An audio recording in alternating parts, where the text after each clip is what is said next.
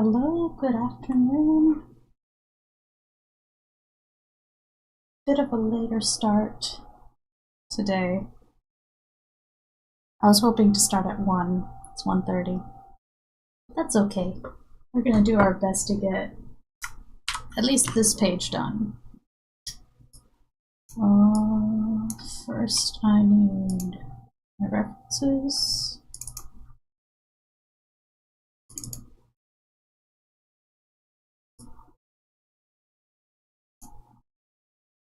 You don't really need to see the references. But I did add a new thing to the stream today, which is if you look over here in this little purple box, it's going to show you my keystrokes for everything that I draw because I use my keyboard so much to work that just in case I forget to mention how I'm doing what I'm doing on the screen, you will be able to play it back and see exactly what I'm doing with my keyboard. Always good to keep in mind that I have some like custom shortcuts that I've, set up for Clip. So it may be different from default things. It may not work for you exactly. In which case, please feel free to leave a comment in the live chat or leave a comment under the live stream video and ask how I did the thing, and I'll be more than happy to answer.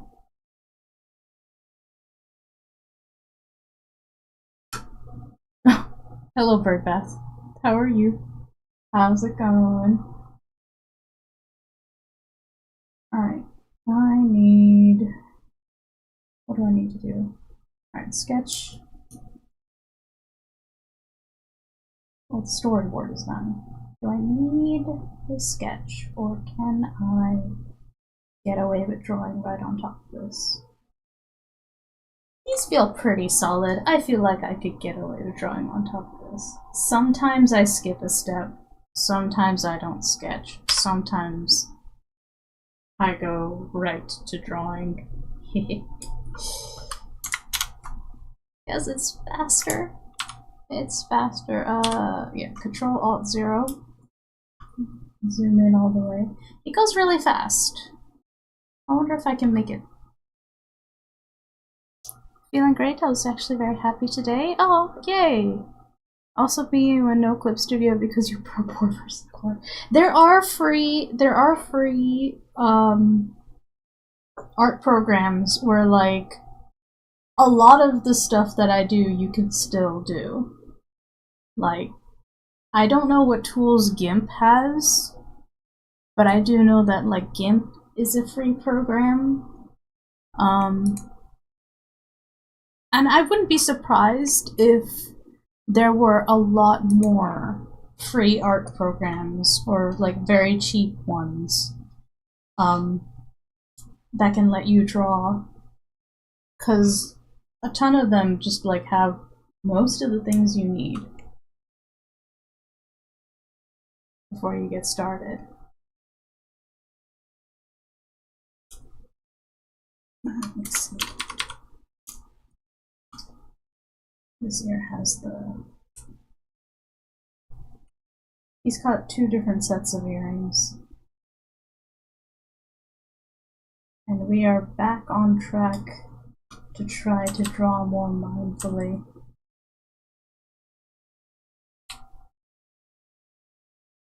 Hold down E for eraser. Remember that you can use brackets to make your brushes big and small. A lot of these shortcuts work on a lot of drawing software, I think. At least if you're doing it with like a laptop and drawing tablet.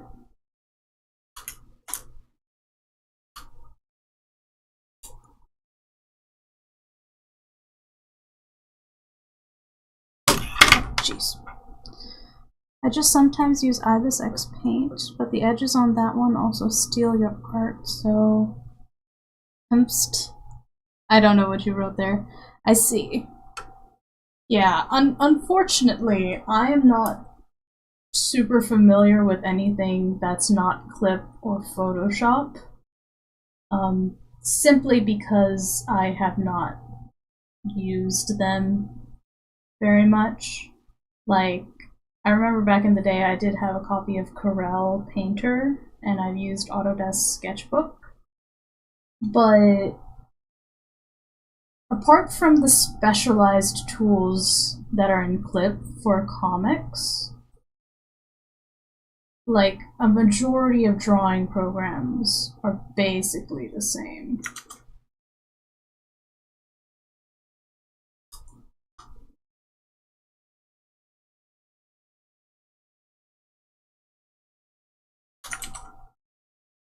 Okay.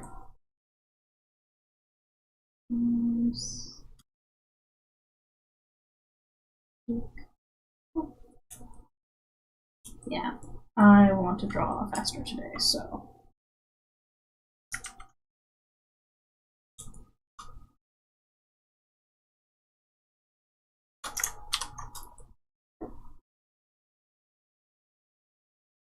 So if I am gonna draw faster, that's my fill tool. I'm gonna. Oh no. What layer was I drawing on? Damn it.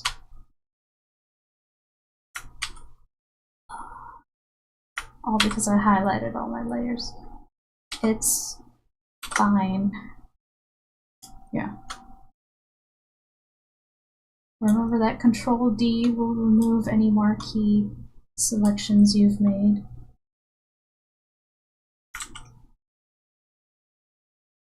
And now it's just about, oh no. Now it's just about making line work look good. Also get into the habit of saving your files. Control S. Save and save often.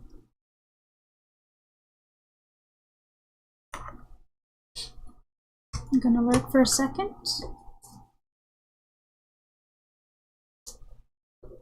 Alright. See you later, birdback.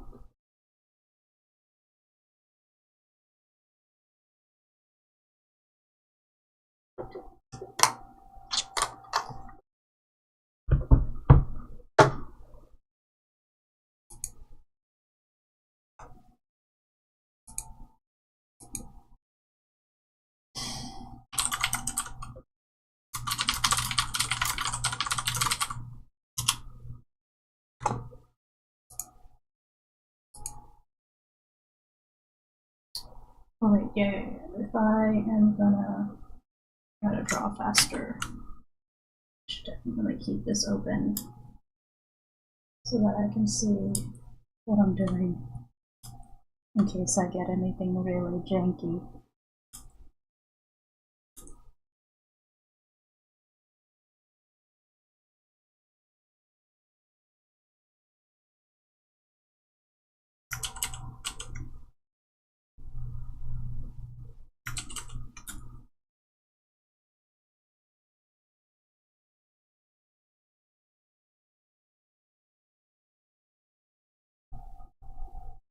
So a good way to get eyes, get eyes to be even,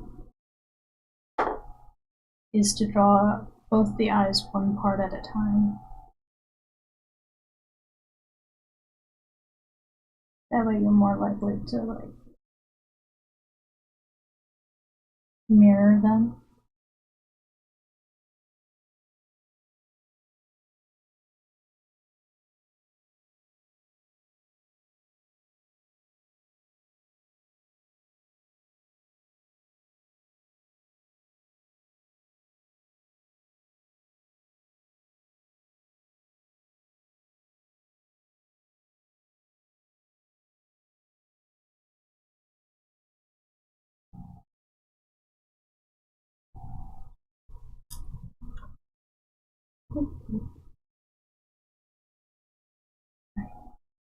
Right, we're trying not to fall into the habit of sketching our lines.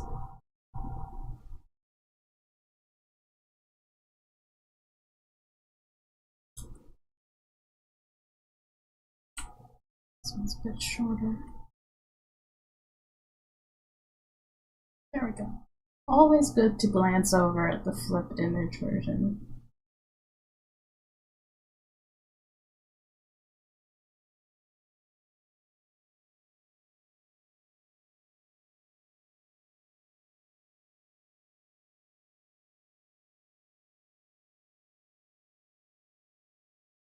There we go.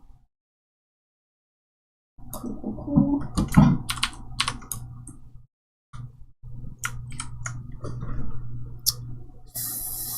Lapu, by the way, did you post on Blue Sky that you were streaming? I haven't, but I mean, I don't think anyone really looks at Blue Sky to get notifications that I'm streaming, because it's very sort of algorithmically driven. So by the time you do like see it on Blue Sky, I feel would like, I don't know. I feel like it's easier to notify people who are like there to be notified, if that makes sense. I'm still trying to figure out how I want to use Blue Sky and how to like share stuff on there. Because I've only just started using TikTok again, assuming it stays unbanned and we don't have a some new wave of censorships and whatnot. Oh, but right, yeah, based off of doing stuff on Twitch. Gonna try to make shorts at least.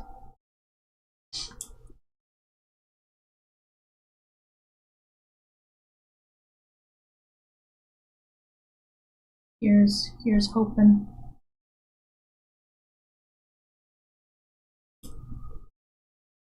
Oh, but I did get the little keyboard displayer thing set up, so we now have that so that people can see what I'm doing with my keyboard while I draw.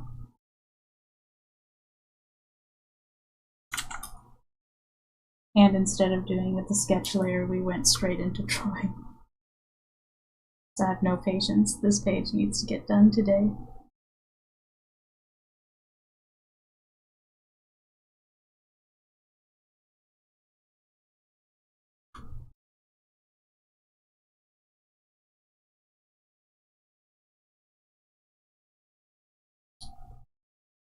So it does feel like I'm almost immediately forgetting my lesson to like slow down.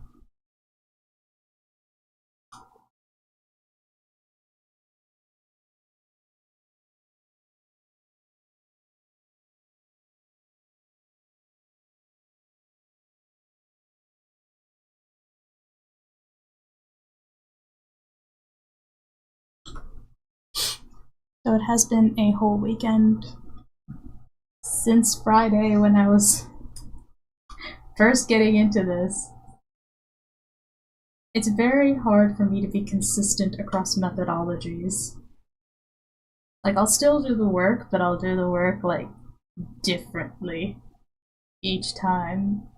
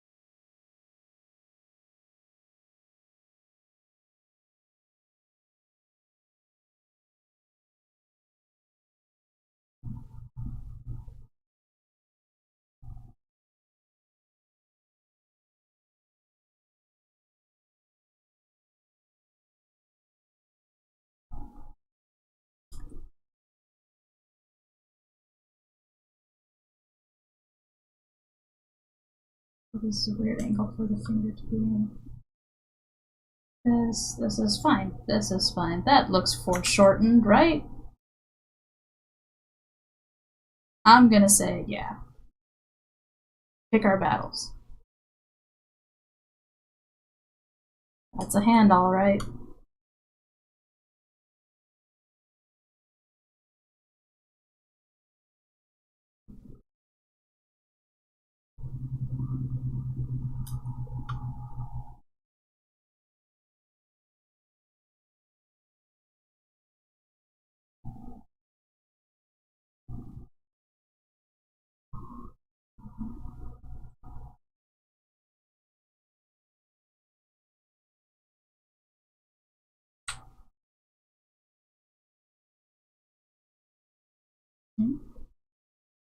Then I didn't draw this on the reference because it would be in the way, so I just had to keep remembering that he's wearing like a fanny pack.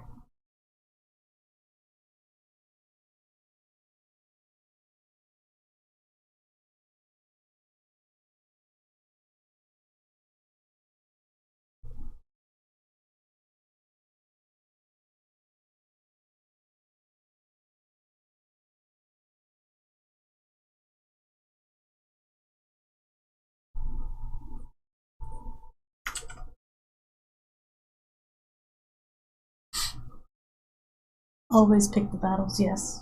Yeah. You can't make everything look perfect on a comic page.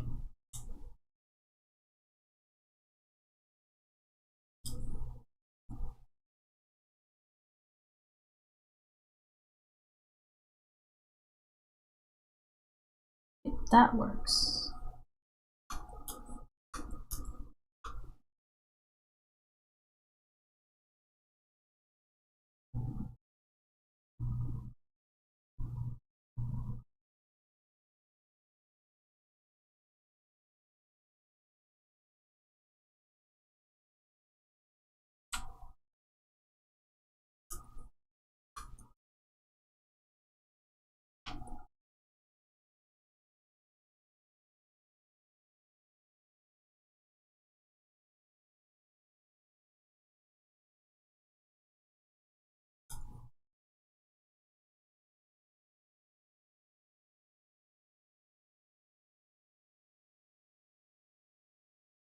Oh, that was lucky.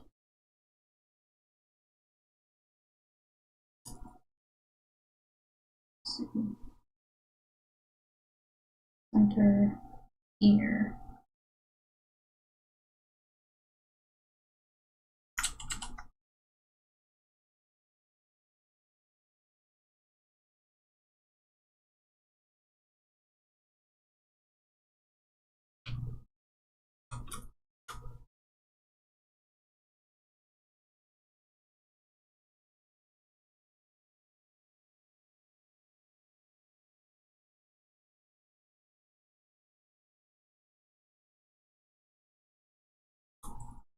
Okay.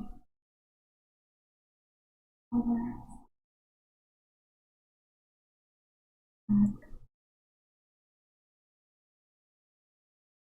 Design.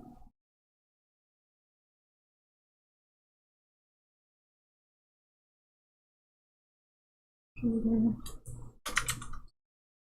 This. Sleeve. Arm.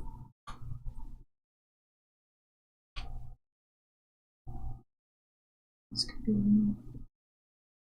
Oh no. I thought you were all one-sided. This. Landmark. It's the little lighthouse. Oh. Wrong thing. F. There we go. No. That's better.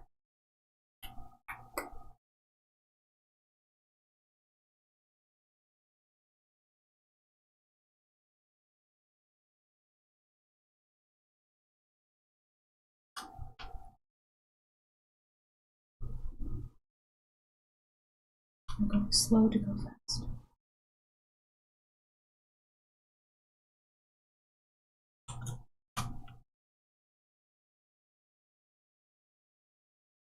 There we go.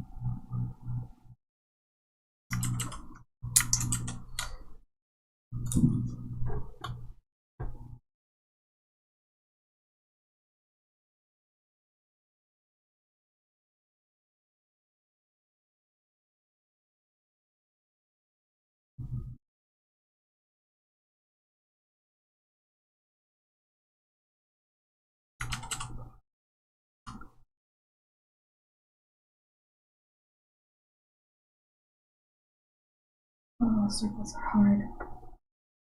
That'll do.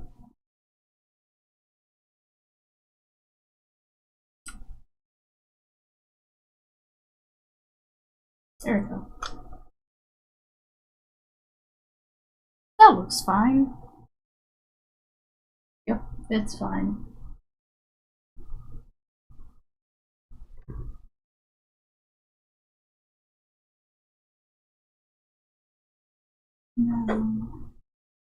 Here.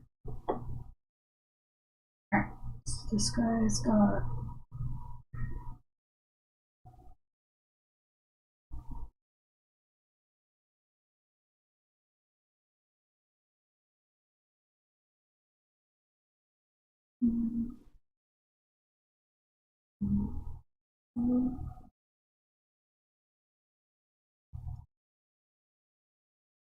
and then swoosh.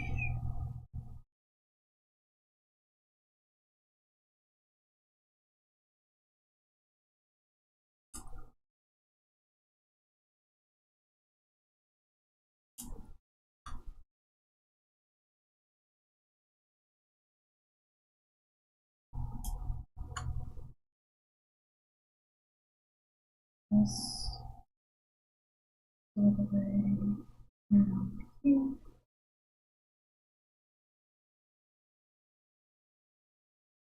Okay.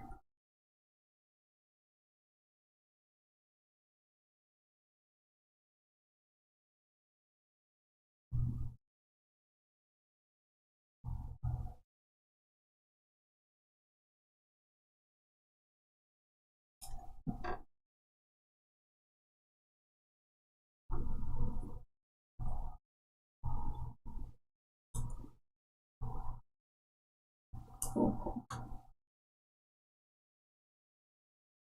This hair is very pretty. And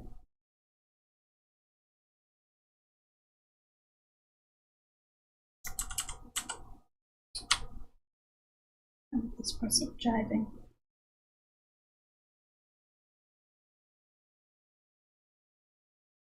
There we go.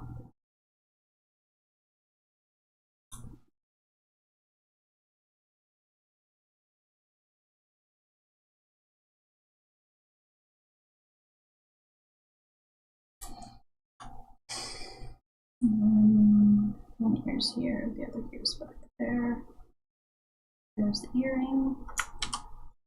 And we have ads starting in 3 minutes for Twitch. I will pause for ads.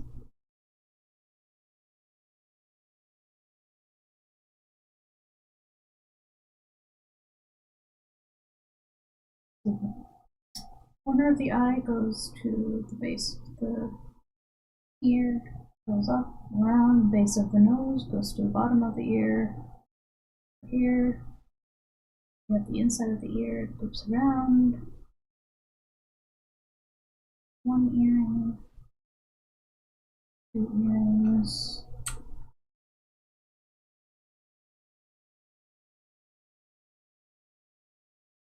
There's the diamond one. Jaw.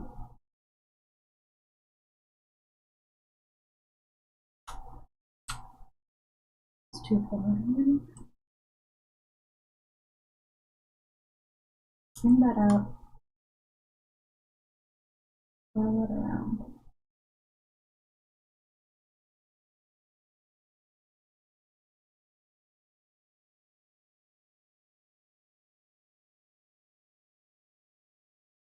Arm muscle. Adam's elbow. Yep. Shoulder. Collar.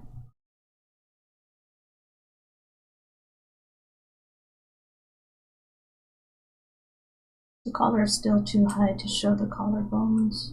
Your collarbones are a lot lower than you might think. Especially with like boys' collars that go all the way up to like the base of their neck.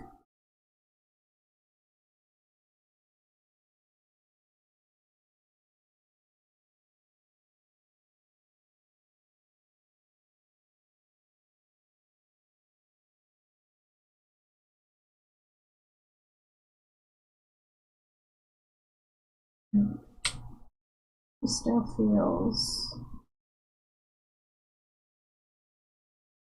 not as poofy. And once again, Sera draws on one layer because I hate myself. No, that's a lie. I draw on one layer so I can live dangerously. Add some spice to life.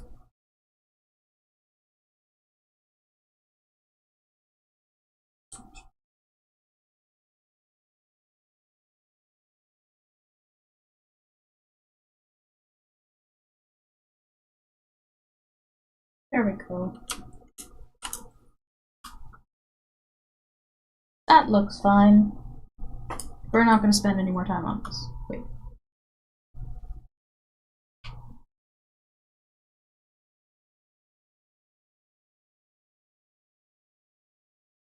Okay, now we're not going to spend any more time on that. Oop. Here. Let's see, I need to make a quick above the dialogue text.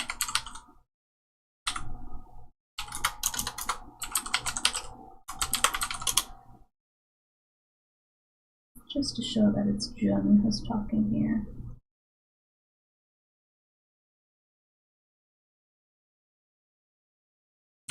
He's the only one of the boys with the big glasses. Oh, wait, that actually is going to be in the effects. Or you can use the period key or the triangle bracket to move up and down your subtools. Nope, that's not it. And then brackets to make them big or small. There we go.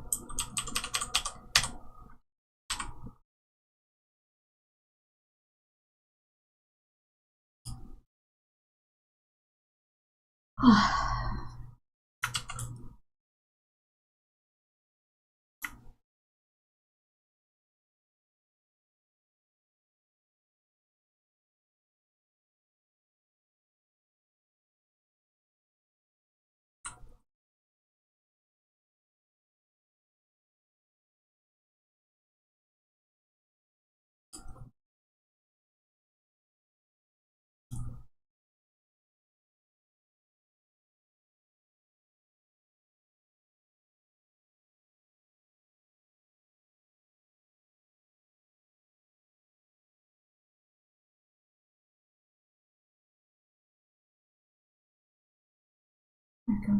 We don't need to show his eyes on this. Okay.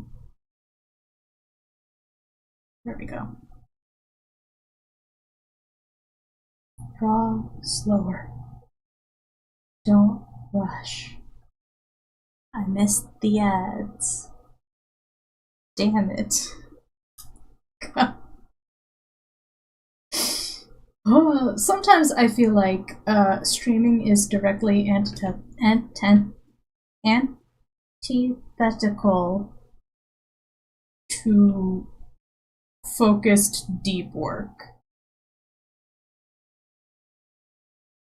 And yet, we will persist. Because I like having company. It's just gonna do our best. Because we gotta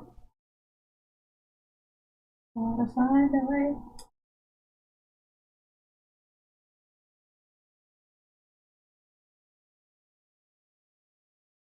So if I don't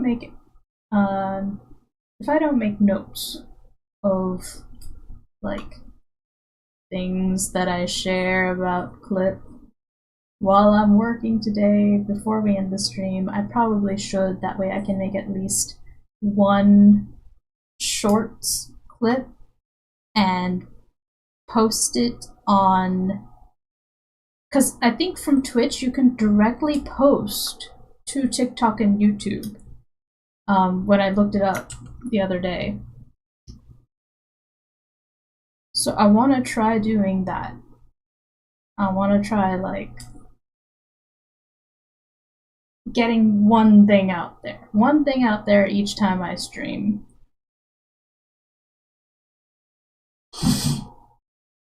Possibly if you focus on the idea of people about, it can also be a way to remind you to keep moving. You mean streaming? Yeah, I guess. I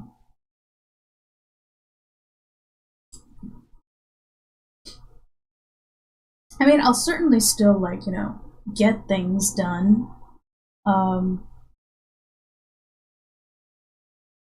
But definitely creating clips from the stream is going to be the way to go.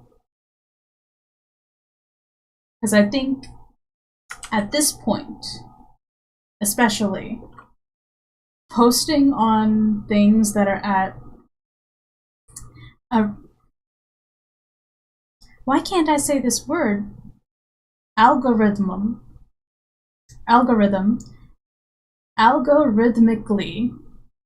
Posting on things that are algorithmically driven is the only way to get discovered now without paying for ads. That was a mouthful. I have forgotten how to speak. That's another thing.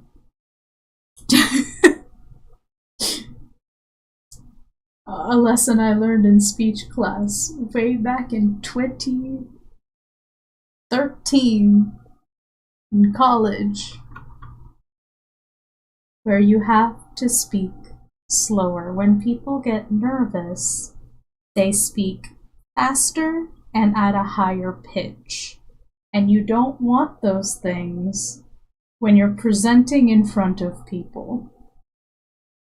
You want to stay slow, low, calm, and you come off as more reasonable, more enunciated,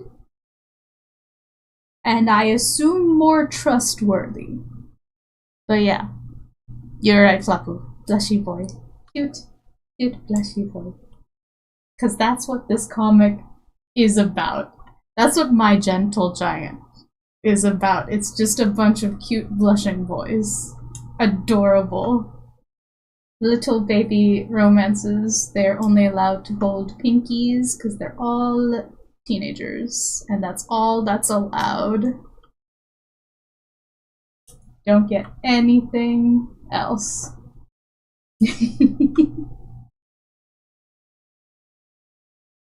I do actually have to work on like my speech and performance skills, which is something that's definitely been lacking in my Twitch streams. So like I'm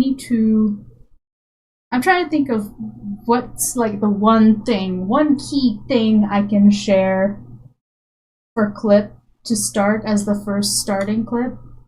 And I think it's gonna have to be customizing your keyboard shortcuts and knowing how to do it and doing it. I think that's the easiest tip to give, where you go under File, Shortcut Settings, Tools, Menu Commands, and from here you can change literally every single keyboard shortcut. You can apply a keyboard shortcut to literally anything you ever want to use. And you should.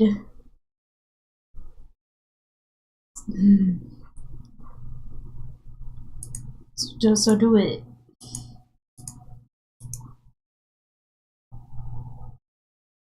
Yes, Pinkies. Oh, Flapple bounced over to the YouTube side chat.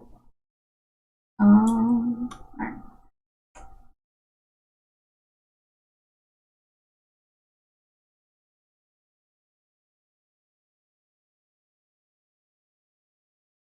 And then back to the Twitch side chat. Flapple is omnipotent. They are, no, not omnipotent. You're omnipresent. Practice makes perfect, yeah. Yeah.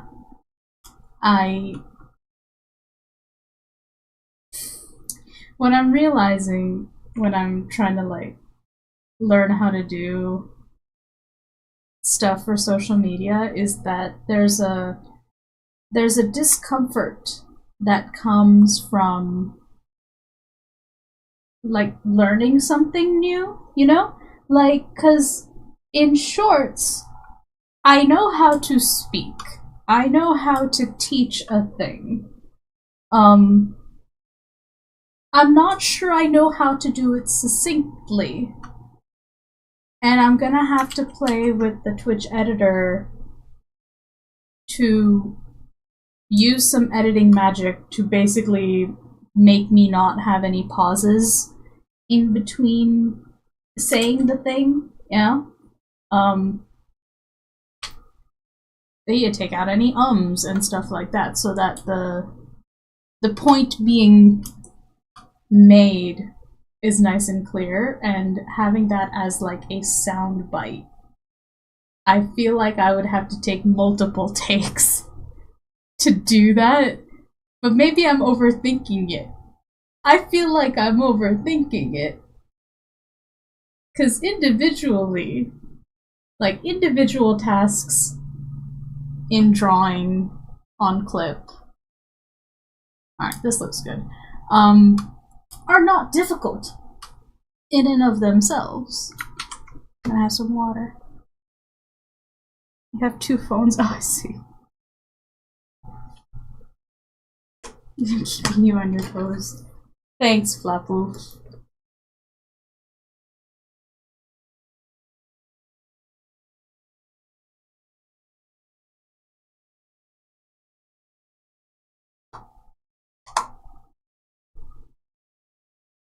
The sugar bowl keeps hitting the old tea set with a spoon. It's very rude. You say so, Bird Beth. That sounds precarious. Yes, just do it. Okay, Fluffy. Oh my god. It's... So, yeah, just do it, I guess.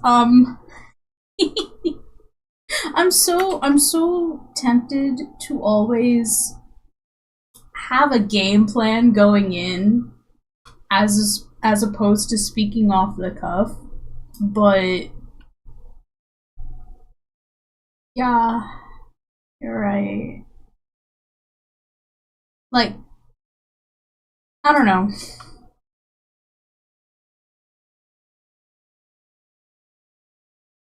If I can teach something in like under 10 seconds or something, you know?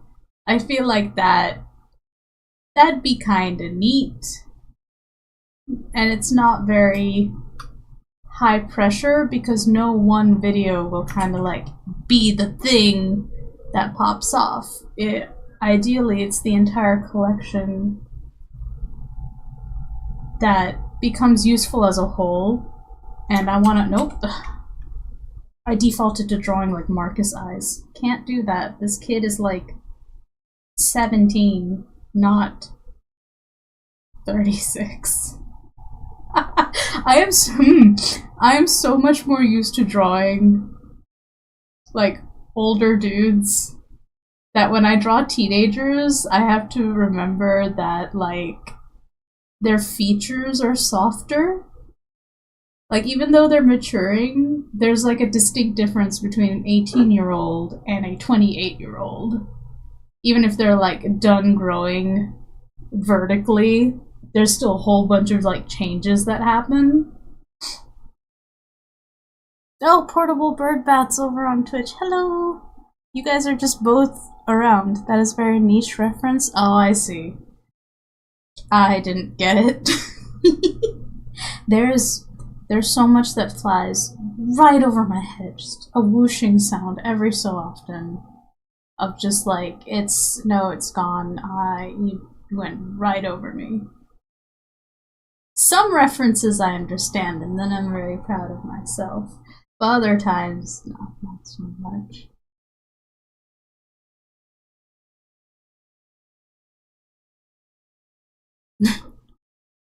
Did you make a pun off of your little goat emojis? I think a good country name would be Mongolia, which is like Mongolia, but way more groovy. Sure. Right, because Birdbath is our one goat amongst all of the flock of sheep, of which I think I only have like 3 of you guys. We haven't seen Minnie in a while. But I've seen them post sometimes on their Patreon, which I support, so I know they're around. They just must be busy, but I'm pretty sure the only sheep I have left at the moment is Flapu, Roxy, and then we have Birdbat the goat.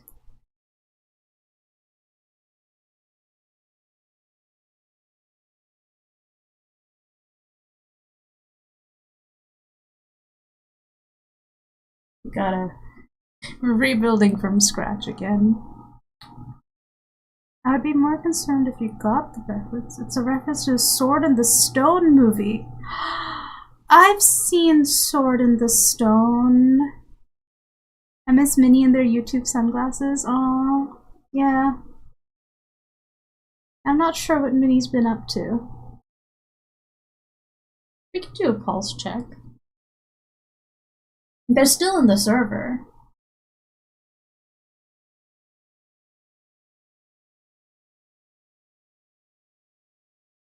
Right. Speaking of software features for teenagers, even though this dude's a big guy, soft.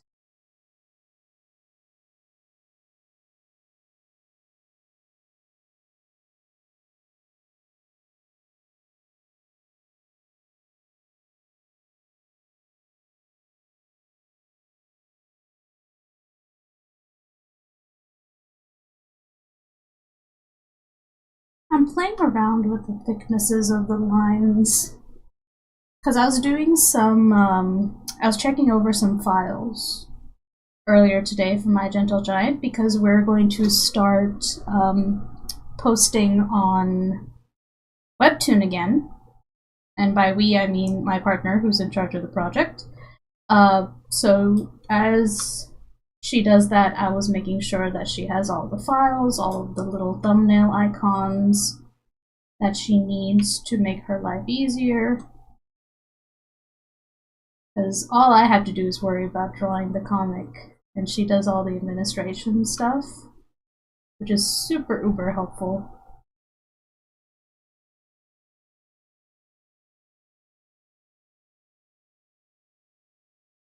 But yeah, I think we're going to have My Gentle Giant coming back onto Webtoon, and I'm hoping that by drawing My Gentle Giant here, I'll do my part in kind of hopefully bringing some attention to the comic as we get it going again.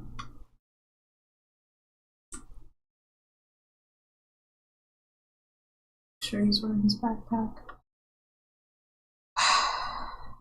Okay. Cool. Only got the hair left. They're tracking me down for making a doxing joke like 3 months ago. Well, Birdbath, I suppose now you know not to make that kind of joke, right?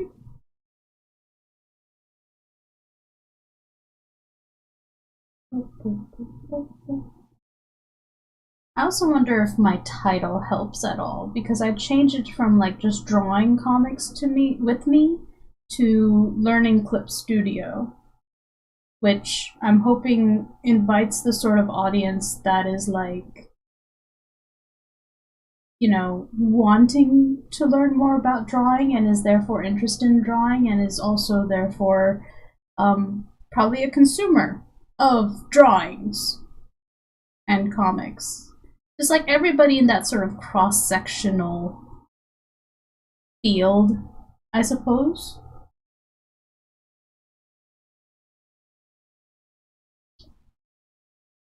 So that's another thing I'm testing out.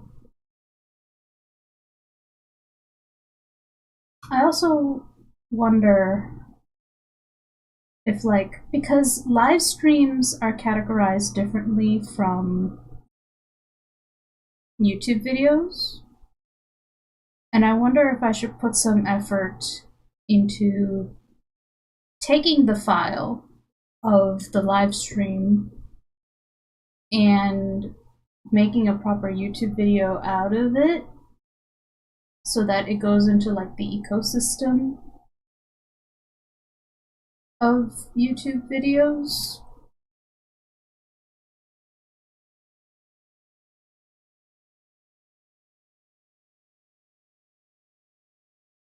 Gulping emoji. I like to think I'm good at art, but realistically I think I suck. You should make a video essay, people love those. I too love video essays. I just suppose I had to wonder what my essay is gonna be about. Knowing me, it's gonna turn into just like a lesson on the fundamentals of Clip, and then 50% of it is just me being like, use your keyboard shortcuts. Don't you want your life to be easier? And that'll just be the refrain. And you only get 1 point out of the entire video.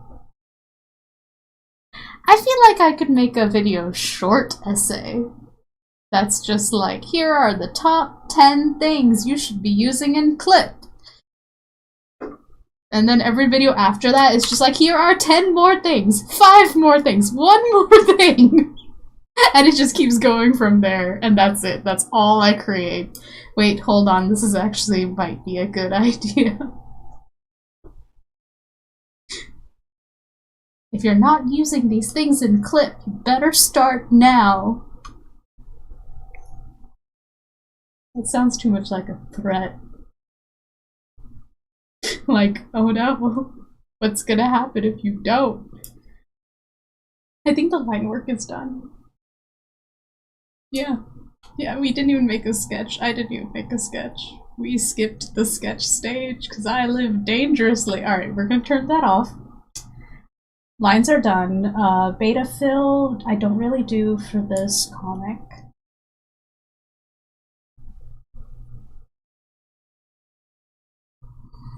Or maybe make a video styled like this one YouTuber called Sera Spaceman. I think she's good at pacing, explaining things with cute little animatics. It's a cosplay YouTuber. Oh, yeah. Cute little animatics would be nice too. I guess it's kind of like whenever I think about doing a YouTube video, I'm always initially I'm like, well, what would I talk about? You know? Because I come from a place of I don't know what makes me interesting off the top of my head. Like, the moment somebody asks, like stuff I know about or like what I do, I'm immediately just sort of like, I have no idea what I'm doing. I just make silly little drawings of boys kissing. I am a very simple person. And then like I have to actually sit down and stop and think for a second and be like, hold up. Hold up. You spent 4 years learning shit like art history and the Adobe suite and friggin' you know how to do a shit ton of stuff, and I'm like, how do I communicate all the stuff that I've learned to do? And I feel like that requires sort of sitting down and journaling and being like, well, these are like the things I know about, like Venn diagram of things I know about, things I can teach. And I need that Venn diagram to actually like overlap a bit, and I feel like I could start with Clip Studio. Yeah, quick thing here. Hit F into the fill. There's a fill tool that I don't know the Japanese name for, but it's like the close and fill.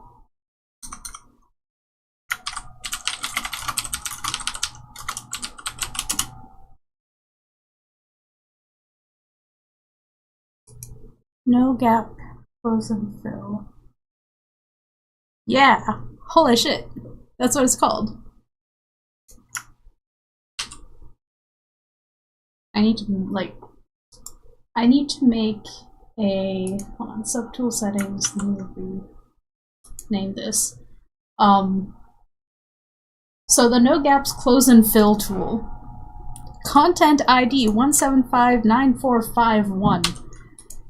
I need to make a reference doc that I can link to just be like Sera's shortcuts and tools for making comics. And it's just like all of the shit that I do, including things like creating your little color palette over here on the side. Creating templates. There's a lot. You could create an entire course of how to use Clip, but I'm too lazy to like set it up and sell it, so I'll probably just make random YouTube videos and just give away the knowledge for free so that everyone can learn to use Clip. And then everyone can be happy. Anyway, Close and Fill Tools is a tool you can download for free off of Clip. And I'll bring it over. Oh no, I exited out of the thing. Oh, no wait, I didn't. So, give me a second.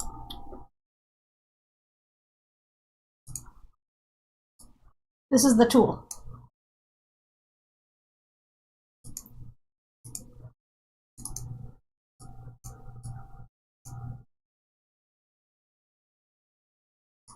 And it's kind of based, I think, on the Close and Fill tool, which is over here. But I don't know what kind of settings they used to set this up, but they did like such a great job.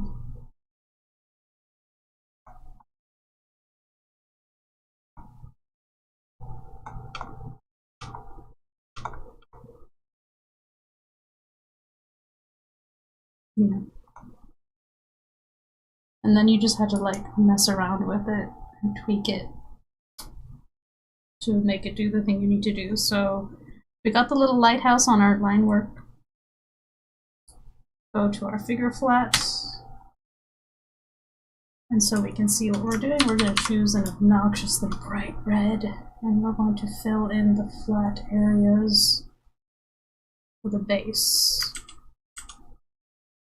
And I need to go slower so that I only have to do this once and not use the eraser tool.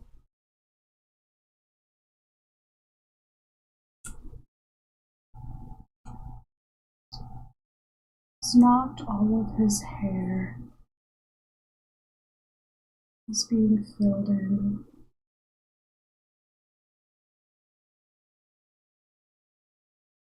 Oops. There we go.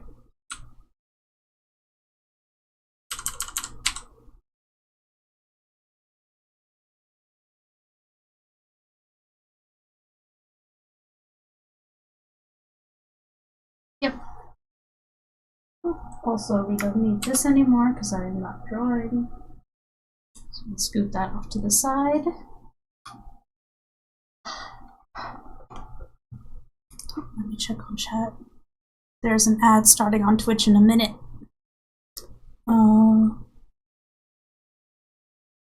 Catch up. The awkwardness makes it interesting to me, and the drawings also the advice. Thanks, Flapu. I suppose the awkwardness helps me seem like a real person. Like, I'm so unpolished, it's not even funny. Like, once I do make a YouTube video, I feel like I might go overboard, and I shouldn't, which is why streaming is really good, because it forces me to improvise. Oh god, the ad. Yes! In 52 seconds! And maybe a little extra, because Twitch sometimes is slow. Maybe a scene, erase along edge brush. Exclusive for Clip Studio, maybe, I think. I have not. I like to think that Sera as a character is mortifyingly political, specifically about sheep regulations in public areas. What? I don't know anything about sheep regulations. I like sheep as a concept.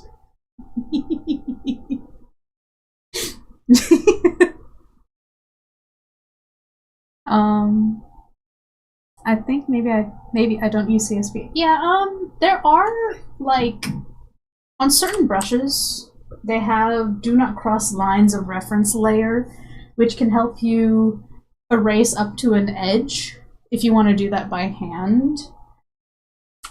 I've tried doing that, and I feel like it gets in my way a little bit, right? So if I click this right here, right, the do not cross lines of reference layer with my eraser tool, right? And let's just experiment. So say I fill in this area and I don't want this to be there. And I use the eraser tool. Now my reference layers are the little lighthouses over here, right? These little guys. That sets a layer to a reference layer. I have it set to this folder, which means everything in the folder is now referenced. And if I erase from inside here, and I go this way, it does go outside the lines.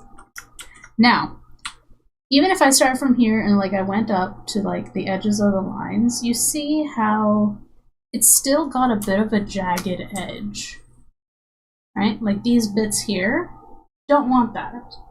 So if I grab my eraser tool, I turn that off, it actually lets me get to those edges. So one of the trade-offs I make between using technical tools and then doing stuff by hand is something I've learned with digital art, right? Is inevitably you're always going to have to do some stuff by hand. The computer will not do everything for you. It will still mess up in small ways, and if you do want to have like control over your art piece, there are going to be some things you're going to have to do manually no matter what. Like the little Dichku here that's still filled in. I had to go in and erase it because it's going to drive me insane, even though next to no one but me will notice that. That said, shoddiness of like filling in flats and like having stuff outside the lines when it's not your art style. I have seen nice art styles where they go outside the lines. Kind of takes away some... I spoke through the ads. I wonder if I should just turn the ads off if I'm gonna, 1, A, ignore them, and 2, basically just have 2 people on Twitch that are also the same 2 people on YouTube.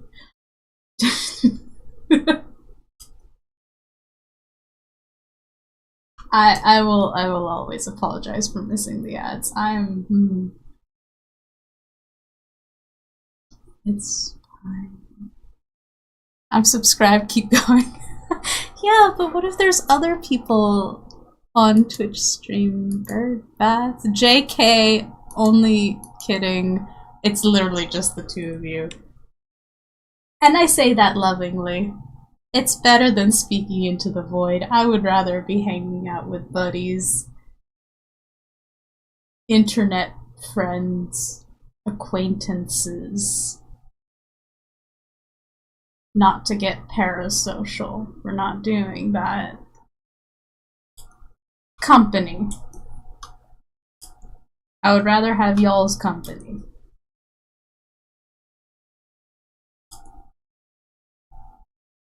I'd never miss a Sera stream. Aww. It's very sweet of you. Thanks. I wish I were more consistent. In my streams. I suppose in order to do that, I do have to take better care of myself and my sleep and, you know, eating on time, eating properly, and stuff like... There's a lot that goes into being a consistent media figure. Like, you know, you show up to work on time, but there's always like a boss or somebody like expecting you. And the problem is when I'm my own boss and I set a schedule, like, there's not enough of a threat for me to be very uber consistent.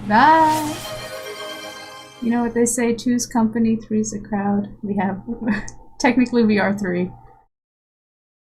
Hydrate? Okay. Say keep the ads, money is good. That's true. Anything that's not $0 is good. No, Parasocial. You should play that game. Parasocial by Chilla's Art. I have seen a lot of Chilla's Art games because Jacksepticeye plays them. They scare me. Anything to get Mr. Bezos to spend money, I know, right? Give me the ads, Twitch. I don't make very much on ads. I think I make like 2 cents per stream. I haven't looked at it, but I'm pretty sure. I haven't gotten like a payout from ads alone. It's all been like subs. And those subs are mostly Flapu's money, because Flapu keeps gifting subs.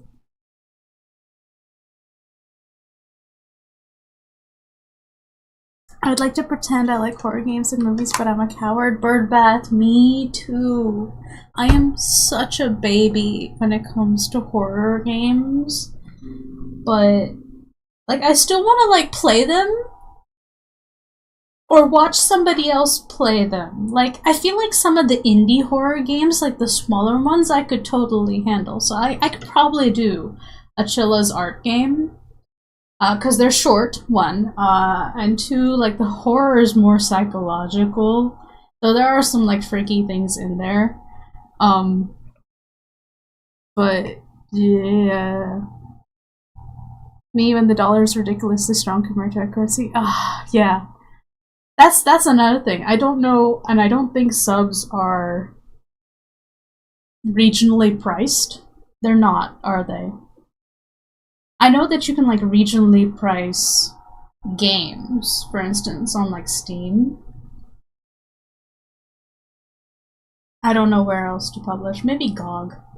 Hey, can indie developers publish on GOG? I feel like that would be useful.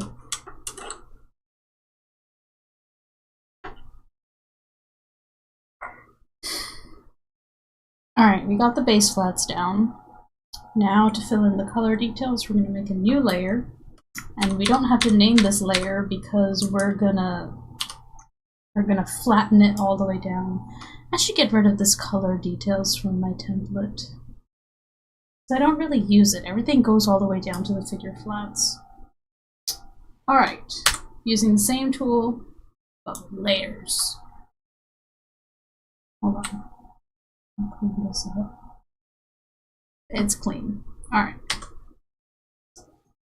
Time to do flats.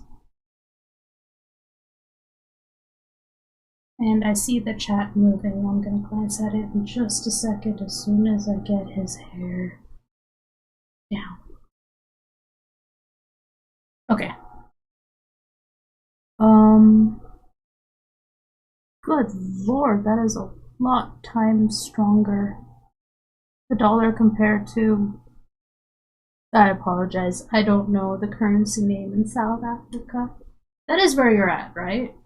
Am I wrong? I've seen small time games on there? Okay. I know, good ideas. You should explain the red.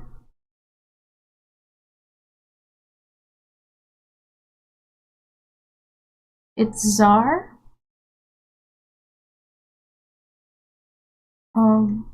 My brain's not registering what the red is for. Okay, so the reason I use an obnoxious red color for my flats is because I don't want to miss...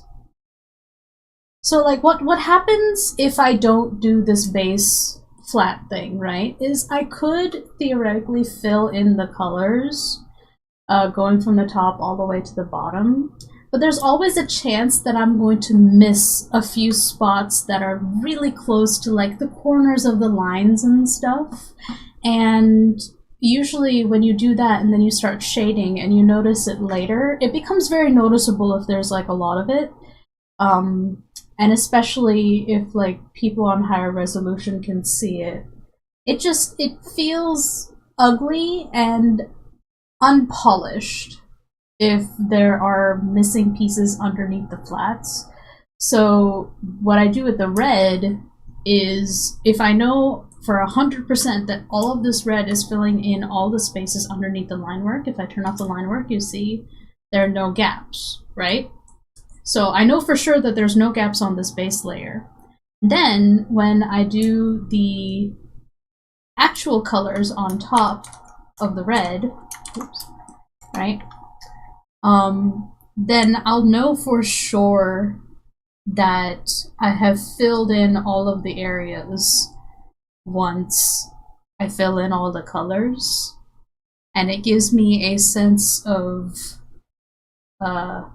peace to know that I haven't missed any spots underneath my flats, because anyone who's had to fill in flat colors has experienced like missing a spot and only realizing it once you've started shading. And it's really annoying. And I remember in my early days when using Photoshop, that would be like the bane of my existence, is making sure all of my flats got underneath the line work. And the reason you want it to get underneath the line work is because of something called anti-aliasing. So, anti-aliasing is, or rather aliasing is this little like feather edge that you see on lines. You see how it's not completely solid black on the edges of the lines? You need to have a little bit of that feathering in order for it to look nice here, right? You want a softer edge, because if you have just like the hard, jagged edge, right? If I take off the aliasing and I make this line, oops, let's choose black. This line versus this line for my line work, right? Even from far away, you see the difference, and then when you zoom in, it's really stark, right? The problem is when you do your flats, and you have a bit of that softness opacity, and like whatever tool you're using doesn't go underneath that opacity, you start to see through the lines and the flats, and it's really annoying. And oh no, I hit Control X by accident. That's what happens when Control X is right next to Control Z. A lot of shortcuts you live dangerously with. But yeah, that's why I use red as my underbase, because that way I know for a fact that I haven't missed any spots, and it also helps me really quickly and really easily see the bits that I have yet to color. That way I just don't miss anything. Yep, that's the full rambly explanation as to why you want to use really big, why you would want to use a really obnoxious color, and then color on top of that, is so that the end result of your art will look a lot more pleasing to the eye.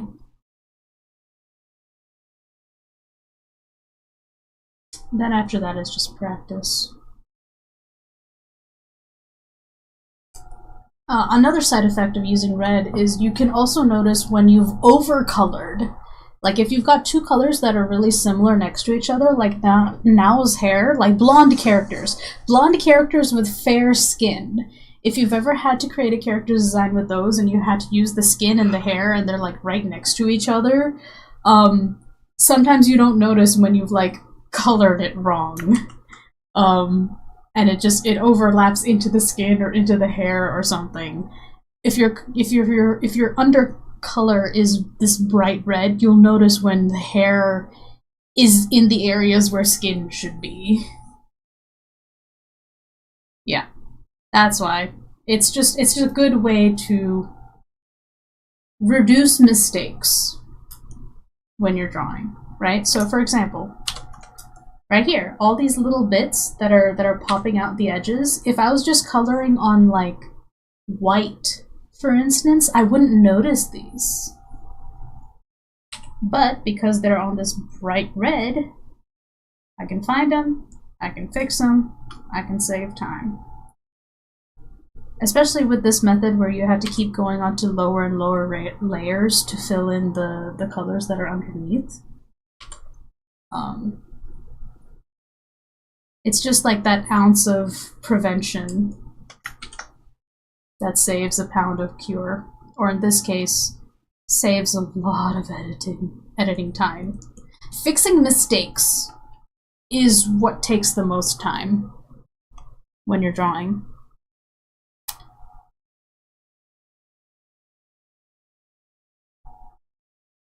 That makes a good short, by the way. You should clip that. I should clip the thing about the red. Yeah, I suppose if I can edit it down into the most obvious bits. What time is it? 1 minute 16. I spent 16 minutes describing it. 1:10-ish. I have clips turned on for Twitch, right? You can make a clip. And if you make a clip, then I can grab that and I can do a larger editing. Where's my stream manager? Because is there an easy way to do it from Stream Manager? Edit layout. Oh jeez, I can't see anything. Stream health, active mods, words, queue, preview. No, I don't think there's an easy way for me to do it from here. Ah, cancel changes. Clip is hard to do from phone. It keeps freaking out at me. Ah, okay. Alright, well, after I finish the stream, I need to make, like, do a highlight of the VOD so that we don't lose the VOD. I'm going to write down, gonna make a new little doc for myself. I'm gonna call it Twitch Clips to Do. Okay, right? So at end of stream 1, save highlight of VOD. 2. Make clips of noted timestamps.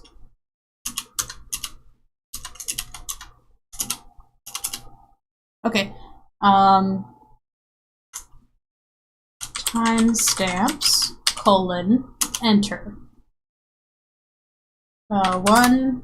Today's date is Monday, 27 January 2025. Enter tab at 1 hour 10 minutes and 0 seconds.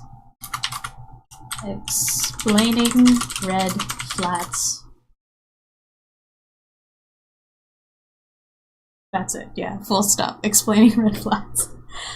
I have made a note for future Sera to look at and create and edit it. Fingers crossed. I've never clipped before, I don't use Twitch. That's okay. Clipping is something you can do within a certain time frame when you're on a Twitch channel. So if you're on the computer, I'm just gonna, oh jeez. Right, so clip, right? Clip. Here it's, oh no. Oh no, this is gonna, that was a bad idea. I feel like I nearly made like a recursive loop on my own thing. In the bottom right corner of the screen, there's going to be, if you hover over it, a clip thing, and you're able to clip within the last minute or so of the stream, like within the last 2 minutes that you've seen so far. You can clip stuff up to a minute. 60 seconds?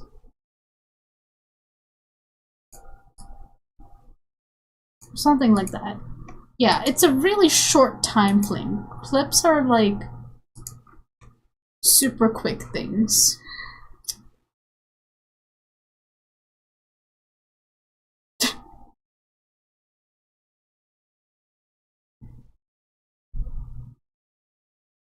You can make this into 2 shorts, one for red and one for lines. Oh yeah, coloring under the lines. I probably could.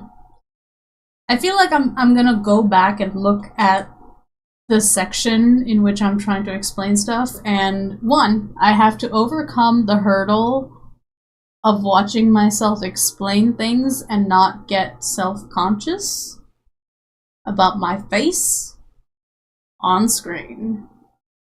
Because Twitch streams, right, they seem very ephemeral to me. I don't really look at my face, I just look at the stuff I'm working on, and you guys see my face.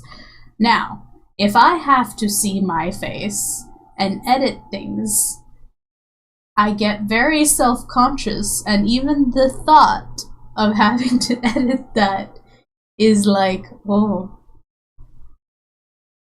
Thankfully, I'm used to hearing my own voice, so it's not my voice that feels weird to me, because my voice is being live fed straight into my headphones, just to make sure that I'm sounding clean and clear. I have that set up on OBS, but I don't know, I feel like if I start making like funny faces or something, I'm not gonna want to make the YouTube clip. Slow down. Calm down. We're going slower. That's the goal for the new year. Go slower. Don't get high-pitched. Don't freak out. God. No, I don't want to cut the entire layer. Thank you for asking, Clip. That is a good little safeguard because Control X is right next to Control Z. If you're not careful, you'll end up deleting what you've drawn. So certain warning boxes, MVP, really.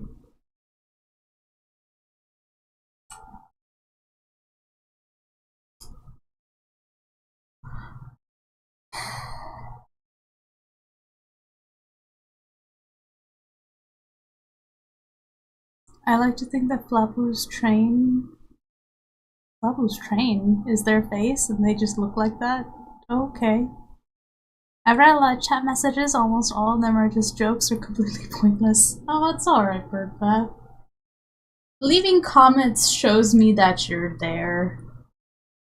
So, it's always welcome.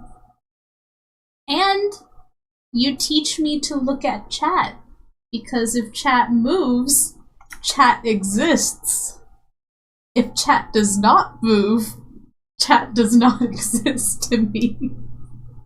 Like, I catch movement through my peripheral vision, and that's the only reason I remember that there is a chat. T-Rex arc? Yeah. Yeah, I only know you're there if you're moving.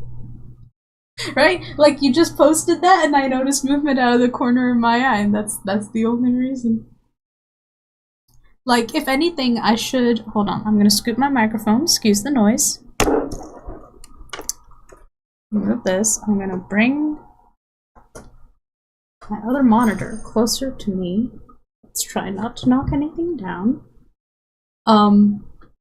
Because if more of that monitor's in my peripheral vision, I will notice movement. Which is actually what your peripheral vision is for. Apart from dead center of your eyes, everything else is a blur. But you do notice motion a lot quicker through the periphery rather than what's dead center in front of you. There was an experiment that people did, and it turns out people are way too overconfident about seeing details with their peripheral vision when they should be more confident about seeing motion. You're under the influence of the obstinate chat messages. Sure, yes. Like, y'all gotta make yourselves known. I do my best to, like, glance over whenever I can. But I do get tunnel vision while I'm working because, you know, I'm working. That's another thing. Like, I'm sure when you get good, like if I get any sort of momentum with streaming, I'll be able to financially justify getting less like art done during the stream because I'm interacting more with people because I've somehow managed to provide something to them that is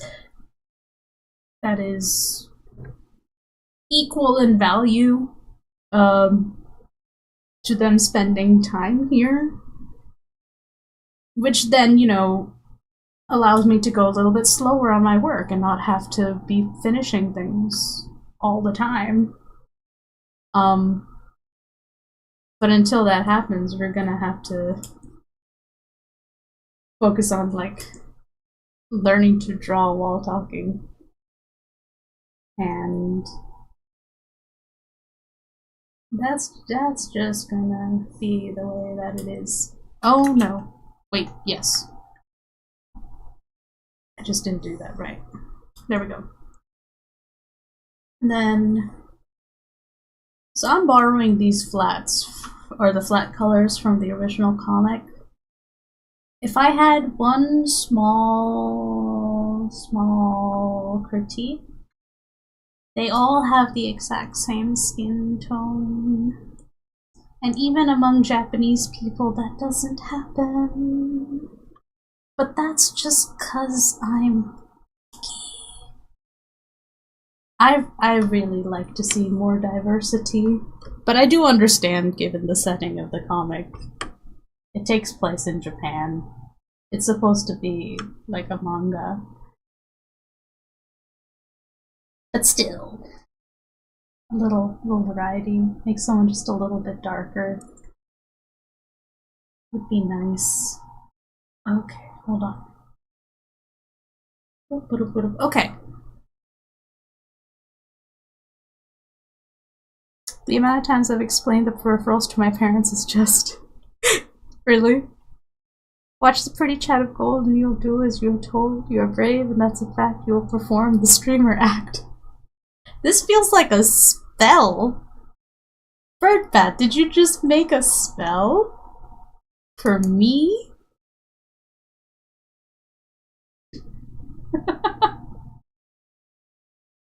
That's nice. I appreciate it. I need all the good juju I can get. We all do.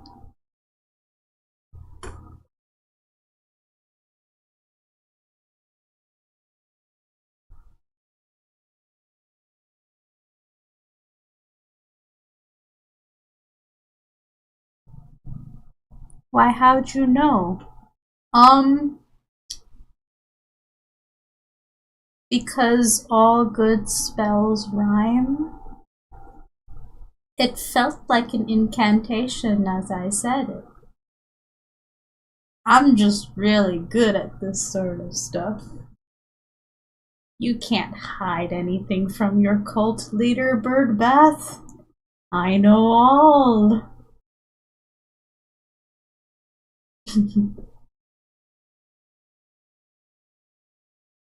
Oh, that would be the biggest goober as an actual cult leader. Ain't nobody gonna follow me.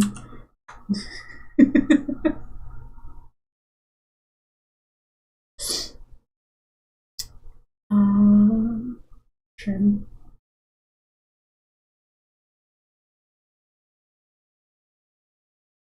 The fastest way to make these flats is to get all the spaces that aren't directly next to each other and just keep doing that until you've filled in everything except for the things you gotta do by hand.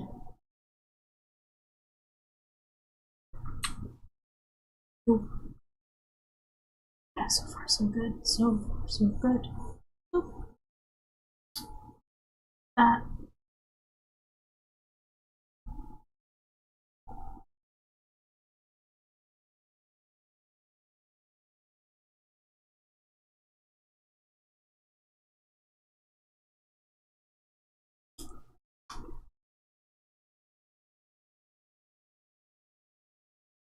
Oh. Okay. This is where we don't rush. Cool. Done. Oh, Floppo never got the Snoop Boop. Oh no!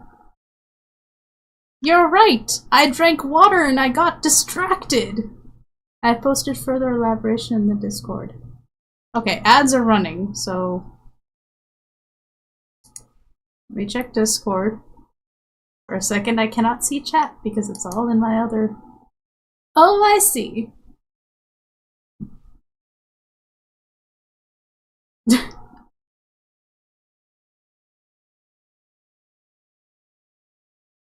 Alright, I'll have to watch these videos later.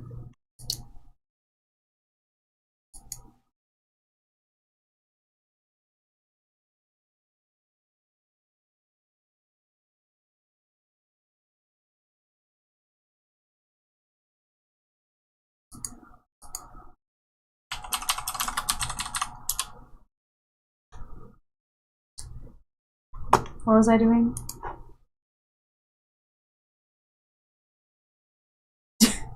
Scooby-Doo is just the best crafted thing on this planet. I can't really argue with that. I have too much fondness for Scooby-Doo. Alright, flats are done. Control E! And you do that until they're all on the same layer and the flats are done. Alright, next. I made the gradients on the same layer because I was drawing without thinking. I was going on autopilot. We're trying to combat autopilot. Biggest Scooby-Doo fan right here. I do believe you, Birdbath. Yes, you are the biggest Scooby-Doo fan. You are #1. And we're back from ads. Hey, Flappo, are you there? Flappo, I forgot your boop. I need to make sure you're ready.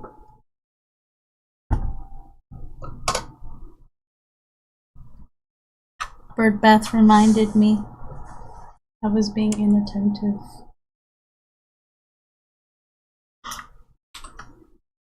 Alright, Flappo's here. Are you ready for your boop? Are you ready? I know it's late. I apologize. Just hate Clip. Oh no, why? What did Clip do to you?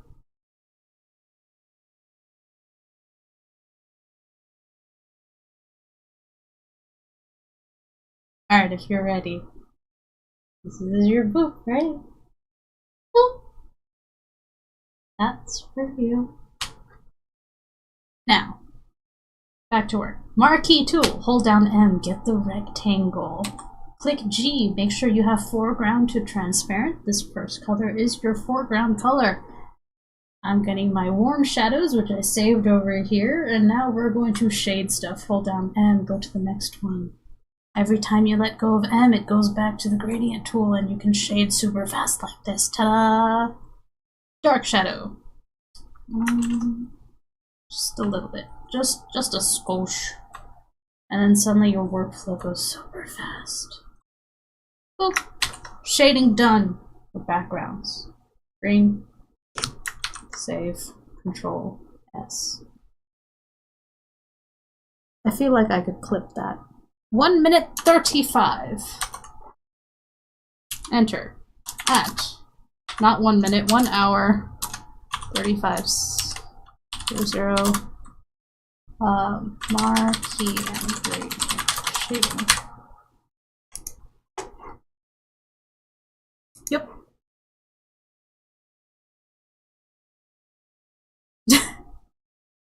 Oh, you made a clip, Birdbath.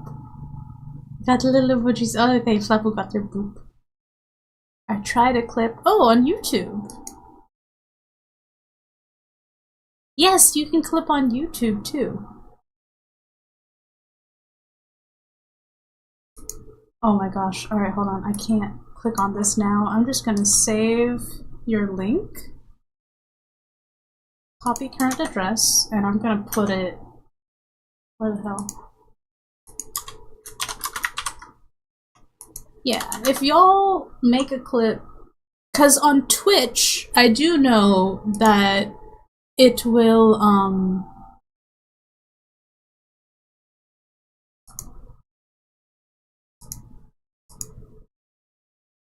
I stopped speaking in the middle of a sentence. I'm aware. Hold on. I know on Twitch that somewhere in my creator dashboard I can look at clips that have been made. Oh, there were some clips made in 2024 in April. Okay, yeah, I can look at clips that have been made and I can use them. And then I feel like in my video producer, if I grab a video, I think I can like make a highlight of a longer. No, there's a.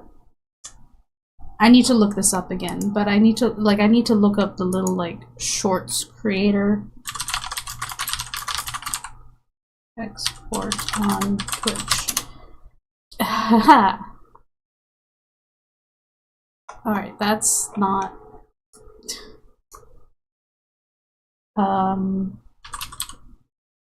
Twitch, yeah, Twitch clip editor. How to create, edit, and share clips by Twitch. Alright. When a clip is created, we auto-generate a portrait version of the clip next to your landscapes clips. Wait, how to manage, how to edit. Use the clip editors to re-edit trim or portrait layout. Okay, so, but the editor in Twitch seems like it can only trim it from the front and back. So what I'm gonna have to do, because I am both streamer and artist and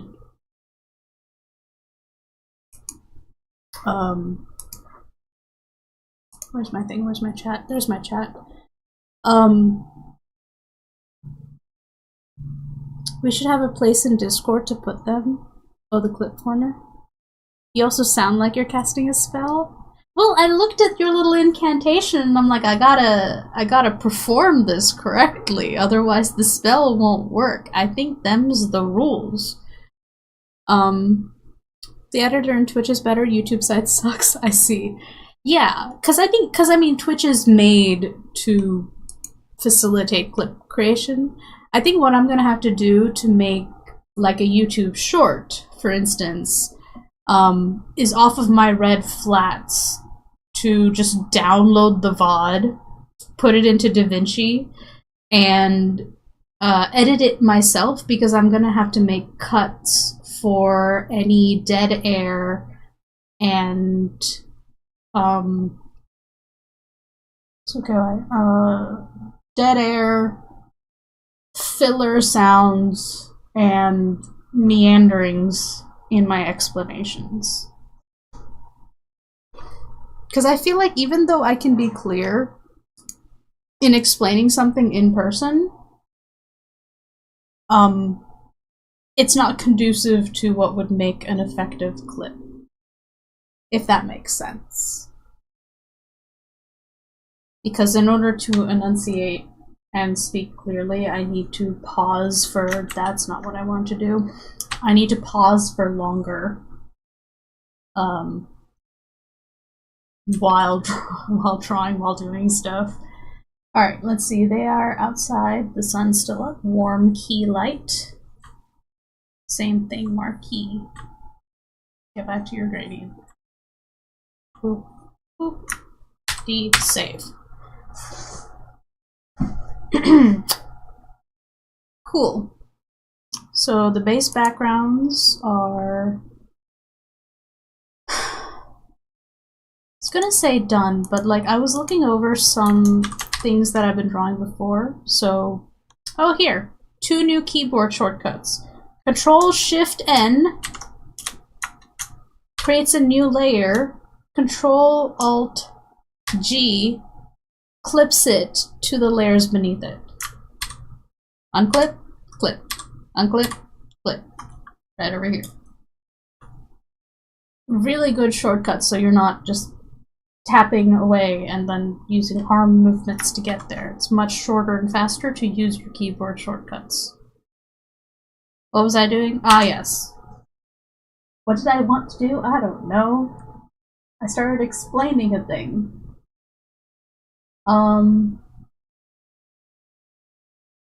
Yeah, there's like...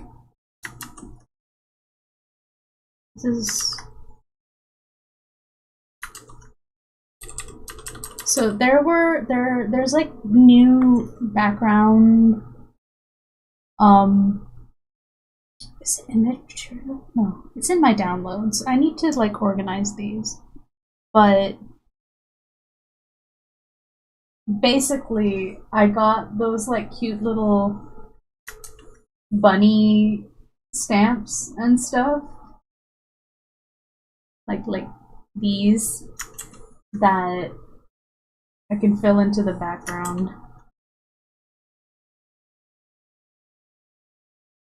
And it adds a little... Oh no, hold on. This is the secondary color. So certain brushes you can use two-tone colors in. And the first one's always kind of the outline.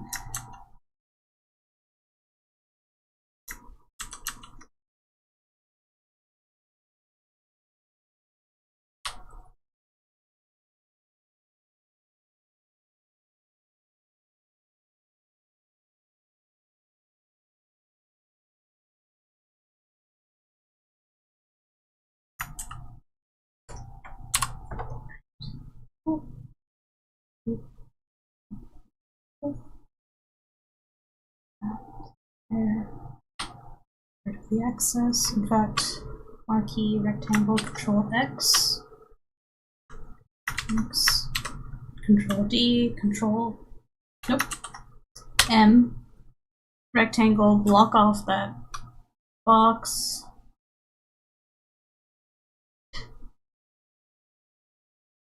Except, like, I made the background a little busy, right? If you hit delete, you can also quickly delete stuff off your layer. But I make it bigger. Yes, but not that big. This big. Oop. There we go. It doesn't feel as crowded. Marquee, get rid of that. Control D. Split. What's this? Oh, what's this? Oh, that's cute.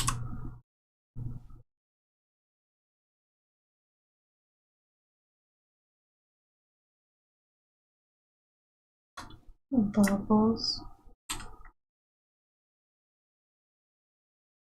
I think if we lock the layer, grab my airbrush.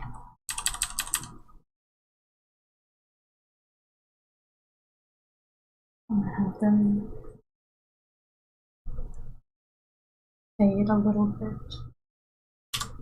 One of the great things about Clip is you can actually color with transparency, and it'll lower the opacity of the things you color with. But actually, that seems to... Man, there's a reason I don't use too many of these, like, background decorations. It's because... Let's unclear that. I have a tendency to overthink simple design things. Oh, also... Hold on. You have a bunch of subtitles with a lot of whoosh sounds and ended with, and that's how. I see. Yes. Oh yeah, that's another thing. For YouTube shorts and stuff, I want to add subtitles, and I have to do that with DaVinci, where we kind of do like one word at a time to make it super engaging, like you have to pay attention. The background decorations are addictive? Yeah, they are. I have to be really careful and use them, like, sparingly, subtly. It's very easy to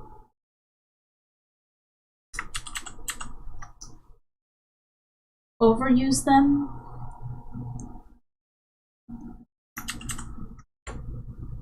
And, like, I don't know, make them look good and all that stuff. And also, like this, where the brush size doesn't affect the particle size, and I need the particle to be bigger. So brush shape, brush tip. So these are the tips. Thickness, angle, spring effect.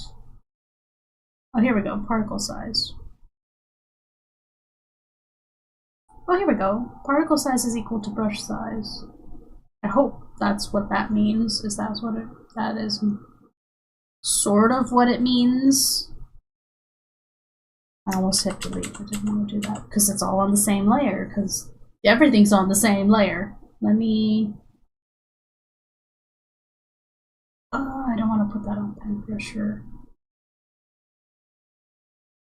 Just make them bigger. That'll do. Let's do that.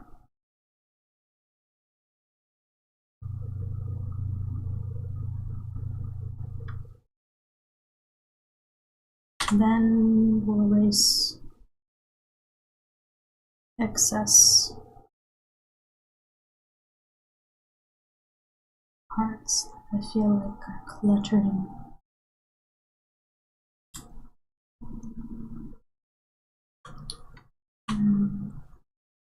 This one. Warm shadow, we'll make it a little bit pink. Perfect. Now, it is a bit busy, so to make the characters stand out from the background, this is something I've noticed webtoons do that I haven't been doing, is to add like a bit of a glow behind the heads of their characters so that they don't get lost in the background. And I keep forgetting to do it because now you can see them more clearly. It reads more clearly than if the backgrounds are like right up against them. Great. This is, it elevates it almost immediately, if like by adding clarity. I should make this. So I should rename this. So this is a shortcut I made up, which is Control-Alt-X. It changes name layer. And I had to set that up. This is background. Oops. Background patterns. This is. That's not that. This is. What would you call this? The little glowy effect behind the head that helps distinguish the figures from the background.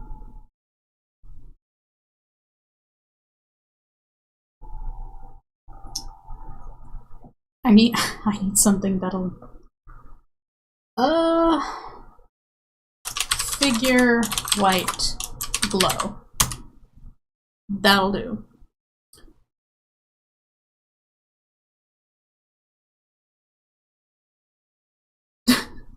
We need Family Guy and Subway Surfers, cutting soap and slime videos, random TV shows on Netflix and South Park, and loud meme noises.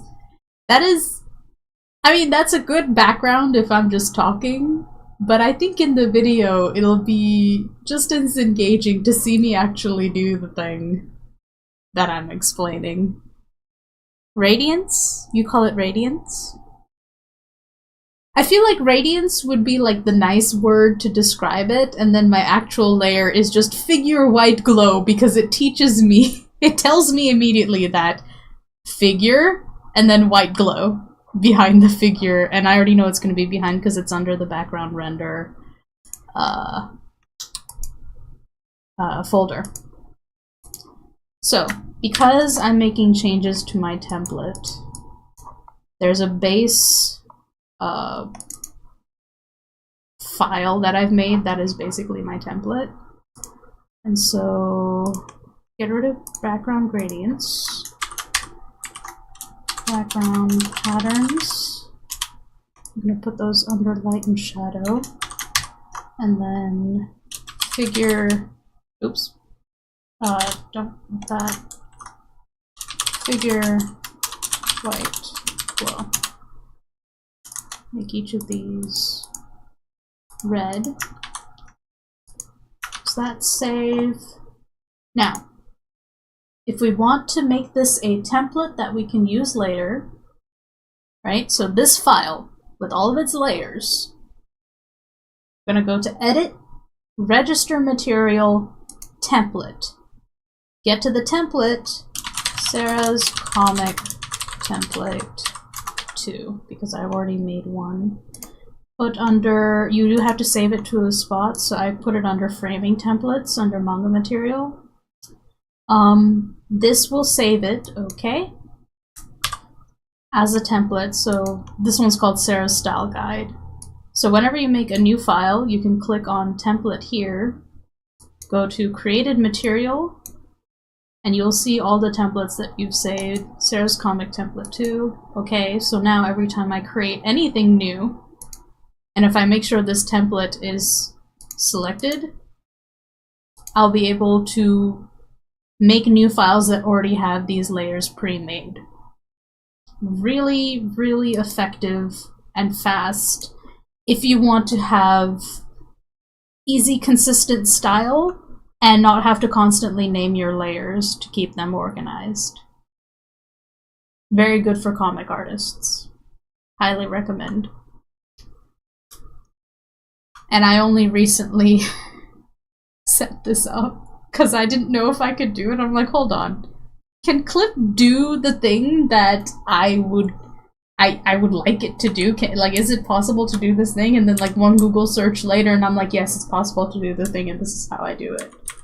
So, always good to ask questions. Can this software do XYZ? Either you find out that it can and then you learn how, or you find out that it's not really possible but you could finagle it some other way, or you learn that it cannot do that at all and you're just gonna have to do it by hand. But learning about... oh no, wait.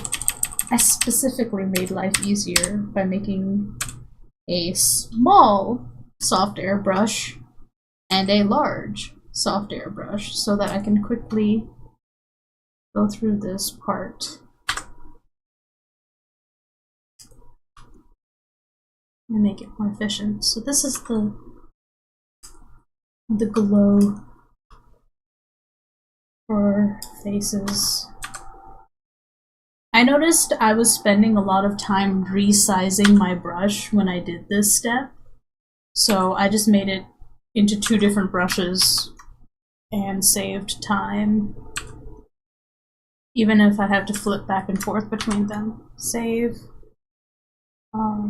Do this. Get the smaller brush. Zoom in. Oh no, wait. Yeah, I might as well.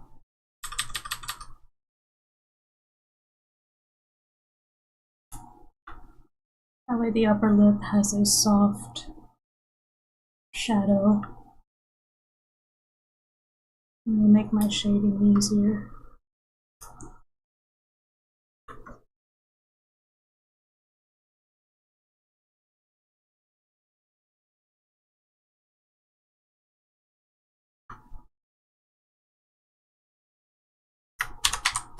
I've been paying really close attention to the art styles of webtoons I've been reading lately to see how they can like effectively shade and save time.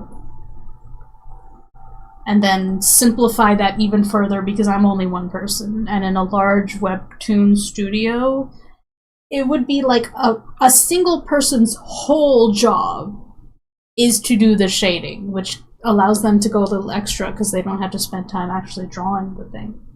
Now, we are going back to doing our gradient shadows for warm shadows.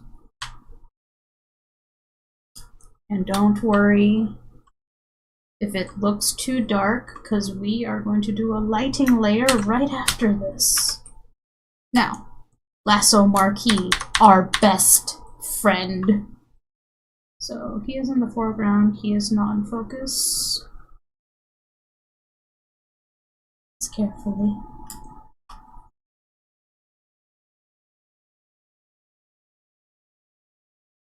Now, would this go faster if I had every single layer on a separate layer?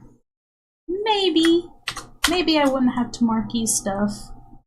But then my file size would be gigantic, and I hate that.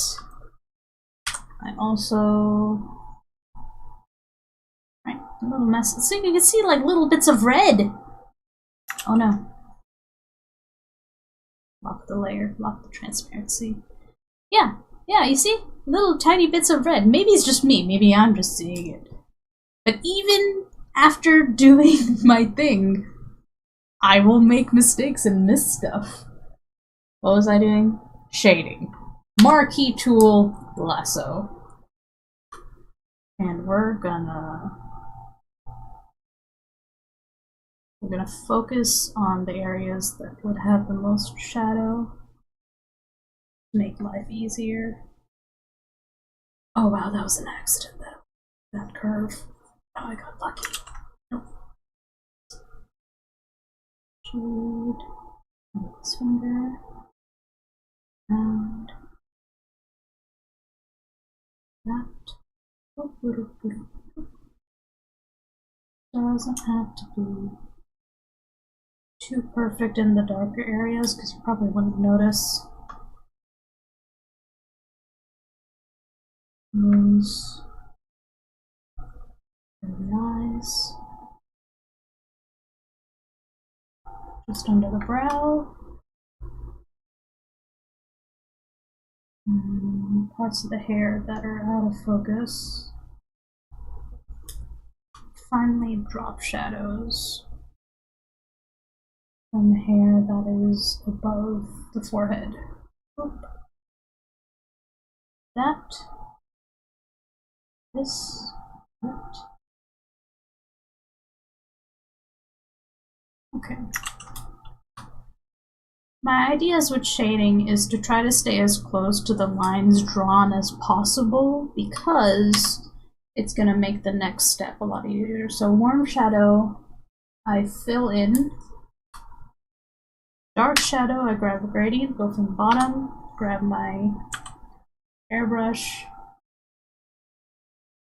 and hand select the areas that I think would have the most shadow a little higher up.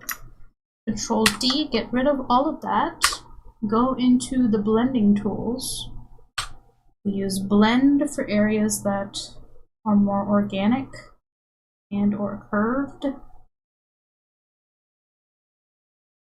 Fixing little areas where I forgot to do a marquee.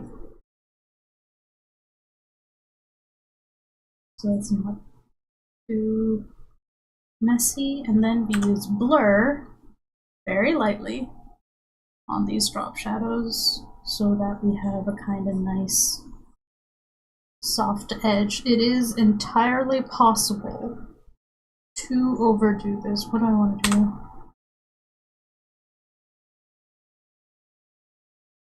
It is entirely possible to overdo the shading and the blending. Overdoing blending is one of the most common early artist mistakes. Lurking is afoot, bird bats lurking. And our ads are running, which I noticed on accident. Anyway, while ads are running on Twitch, I get to take a break. Oh, what time is it? It's 3:30? Has it been 2 hours? It's been 2 hours. We got a lot done in 2 hours. That's good. I feel like I can get this done within the next hour. And then we'd call it there for the stream, because I need to make exactly one short. We're making one. We might be able to get multiple out of this stream, but we're only making one. One to post. I'm gonna post and then forget about it. It's also gonna be the first time I think I'm putting my face on my TikTok. Like my actual main TikTok is the artist TikTok. And that's where, oh, setting templates. Thanks, Floppo.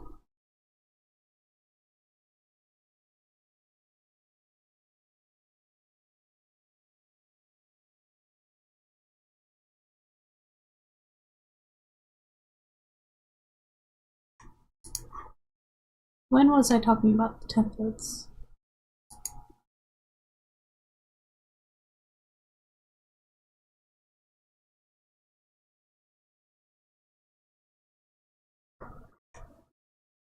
It's just before the 2-hour mark.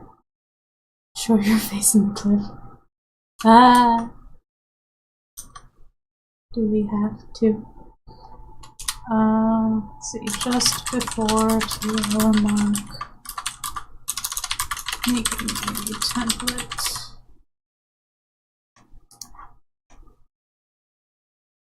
Nah. God. I feel like today I don't know how presentable I am.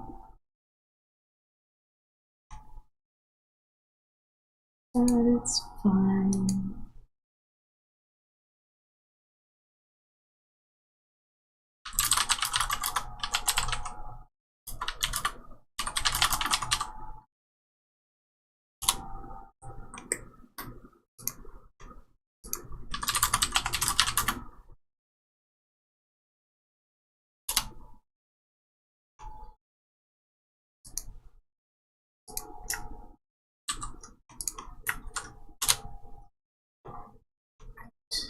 Cool. That was a nice little break. Let's finish.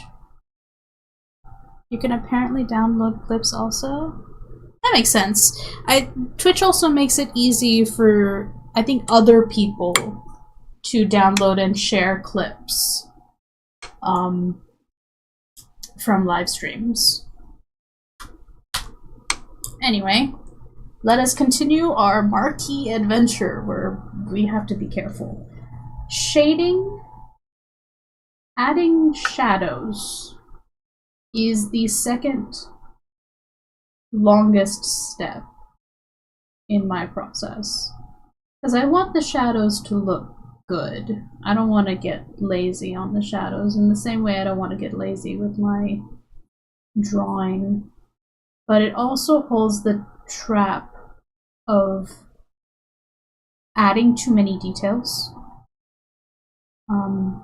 which I've done in the past, or focusing too much on like tiny areas for shadows as opposed to like these big swaths that I can just do. So like, you know, having to shade under the nose or around the lips isn't always super necessary, because it all depends on where you want the focus, the focal point of the panel to be. So like if I don't want the focal point to be E.T. over here, and I want it to be Nao's face, I have to focus on doing nice shadows around his face.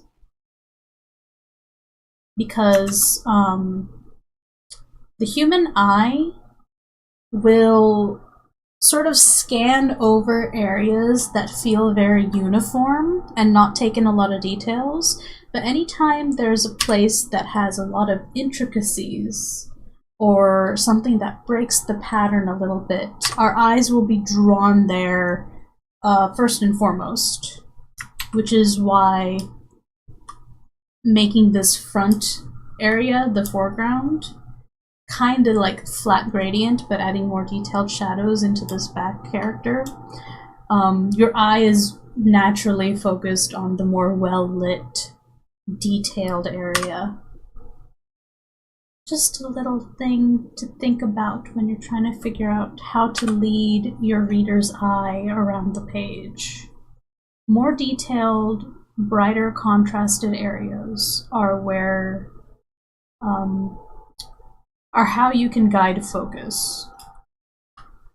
And you'll see this more when we go into the coloring or the lighting stage.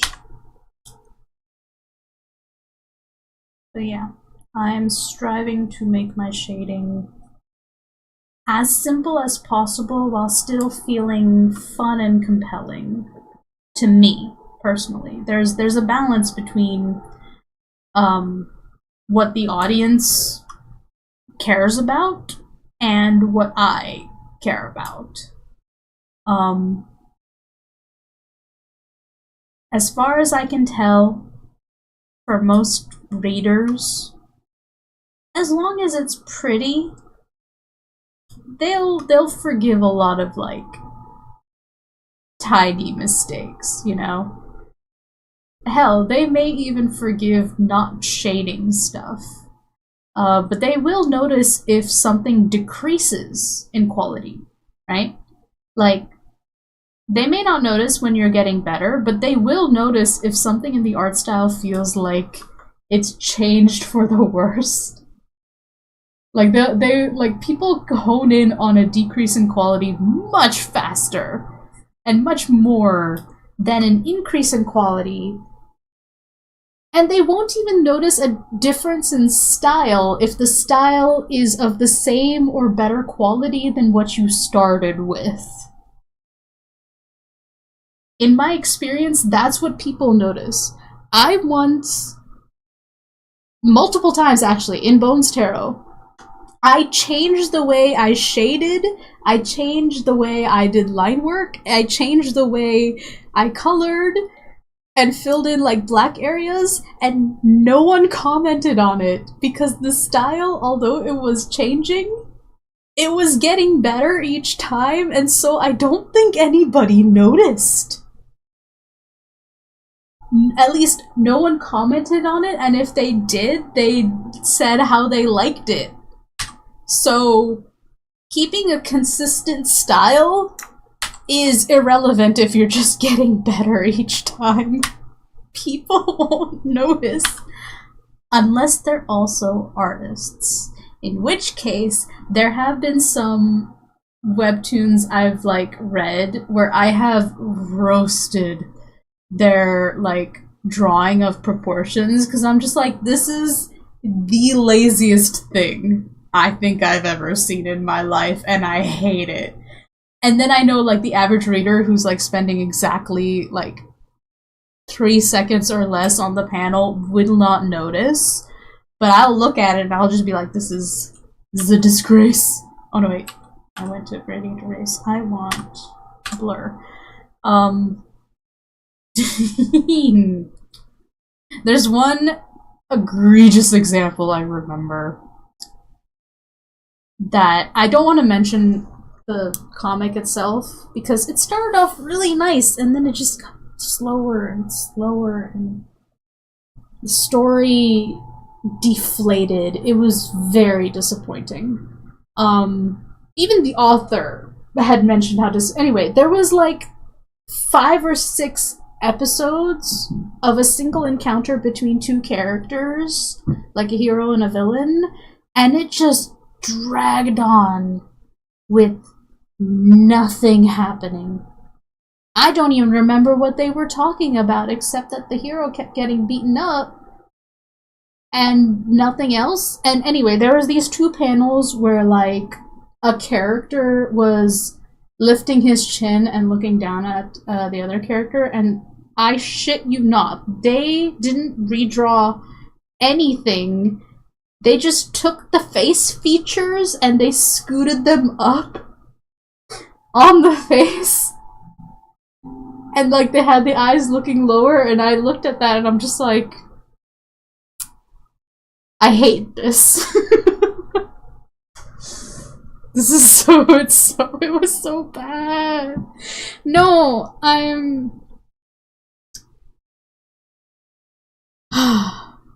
a good example of that is Minghua's art style evolution from a comic called BJ Alex to one called Jinx. Do not read those unless you're freaky. I have heard... Yeah, I have heard there are troublesome, concerning aspects to those stories that I don't think the average BL reader would enjoy.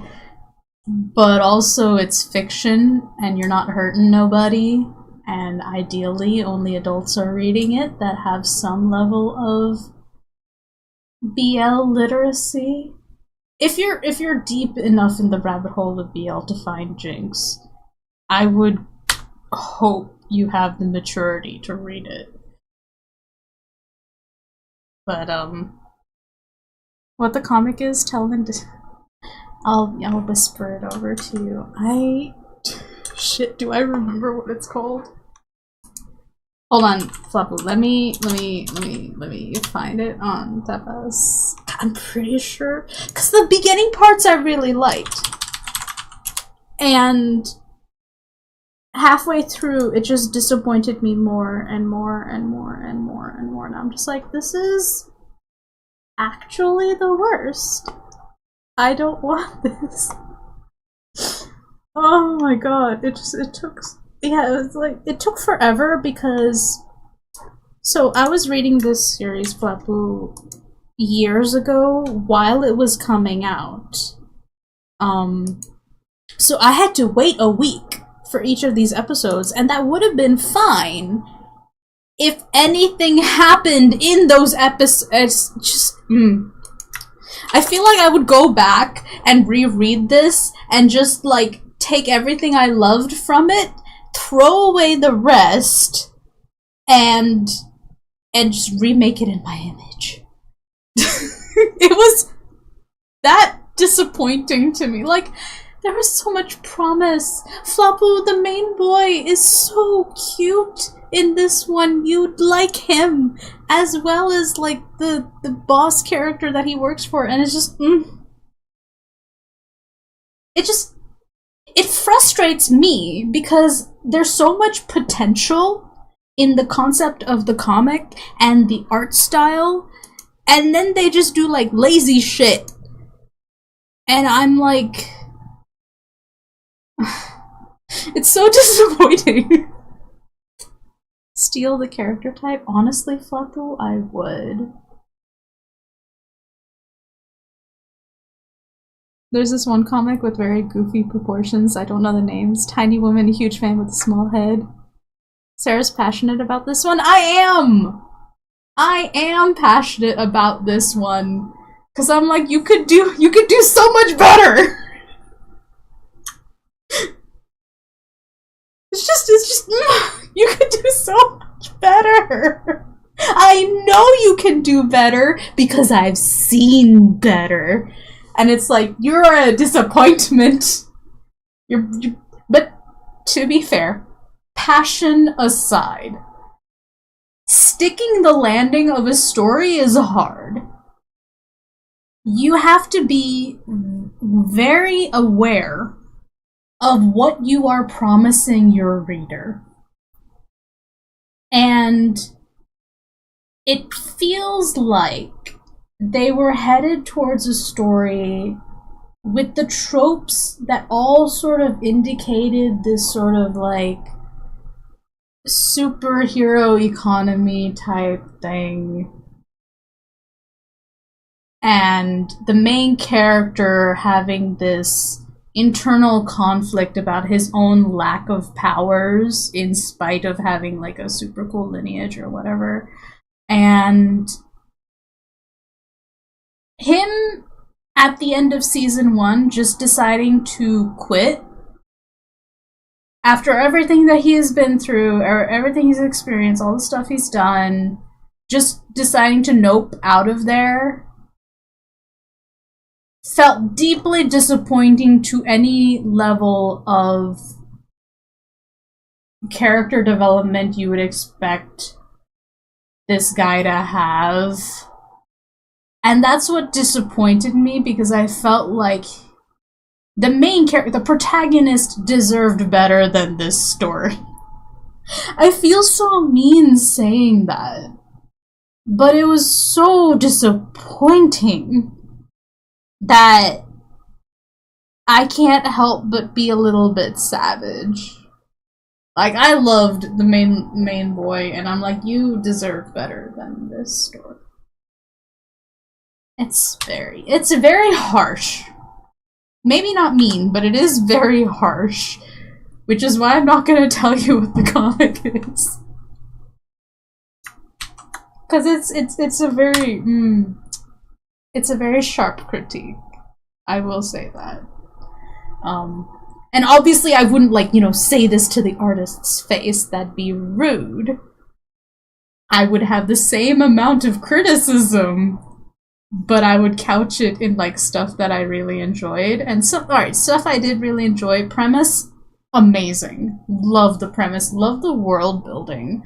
I enjoyed the costumes. I enjoyed the action was well drawn until it felt like later episodes they ran out of, like, story to tell. Or they hadn't planned the ending when they started drawing the comic. Which is a thing that happens. And that's fair, because I, halfway through publishing Bones Tarot, ripped out the last act and rewrote it.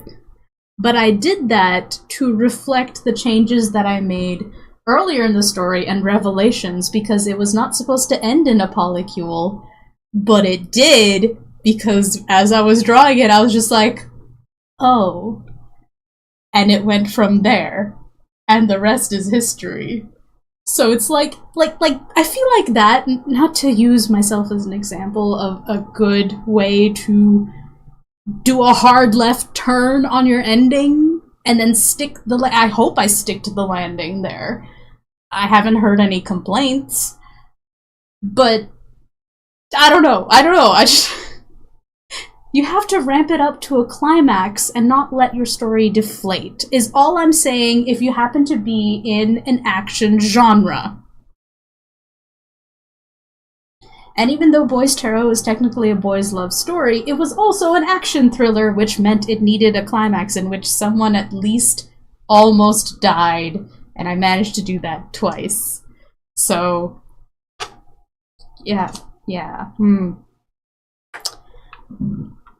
Just like the one I sent Sera, good story, but the drawing leaves much to be desired. Is that the like the villain one, the isekai, where we were like, this is really earnest, but they're not good at it yet?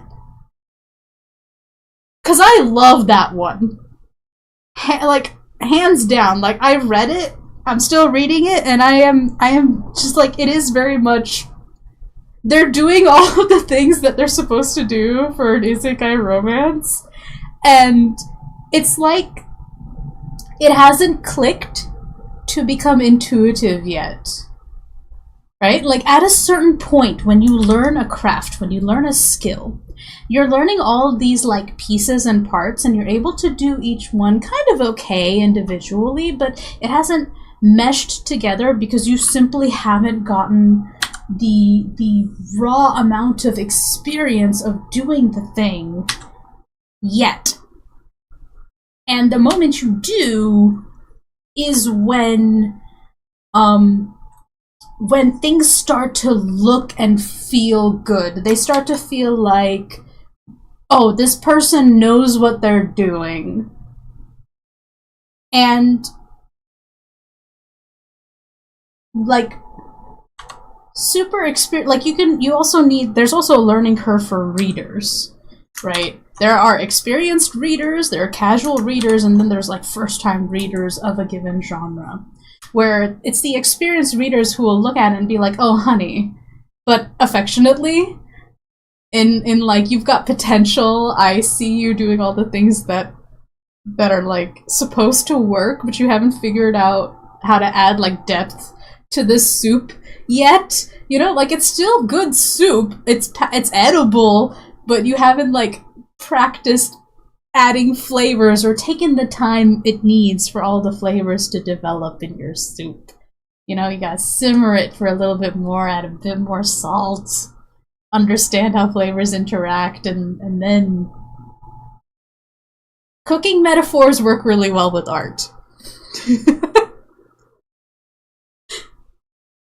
The strange Flapu likes the strange proportions.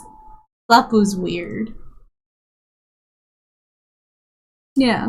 Like, the story's cute. The story's fine, like I said. But there's a depth that leaves, at least for me, something to be desired. And also with like a lot of these like European or aristocracy fantasies that isekai falls into. On one hand, I understand why it's such a popular setting, because if you give a character a lot of like money and resources and power, you can do a lot of cool things in the story, right? Like, power, however, like, whatever constitutes power in your given universe, be that money, technology, genius, magic, like, human beings always create a hierarchy one way or another, right? And there are certain things that can equalize classes in terms of like power and influence. So like magic, for instance, if anybody can develop magic, then it really does become about skills. But even in that setting, depending on how you're able to learn magic, like if only people who are educated in schools are able to get good at magic, then you can gatekeep the magic with like money and racism. But then there's always like, you know, the self-taught magic people with their like wild ass magic that break through, but it's just harder to do. Very analogous to being self-taught and making like a successful business in our modern day. And anyway, I've just been thinking about this a lot because I want to eat the rich, and I don't want to read any more stories about them and their money and their power and the fact that they're dukes and duchesses and stuff, because I'm very much down with the monarchy.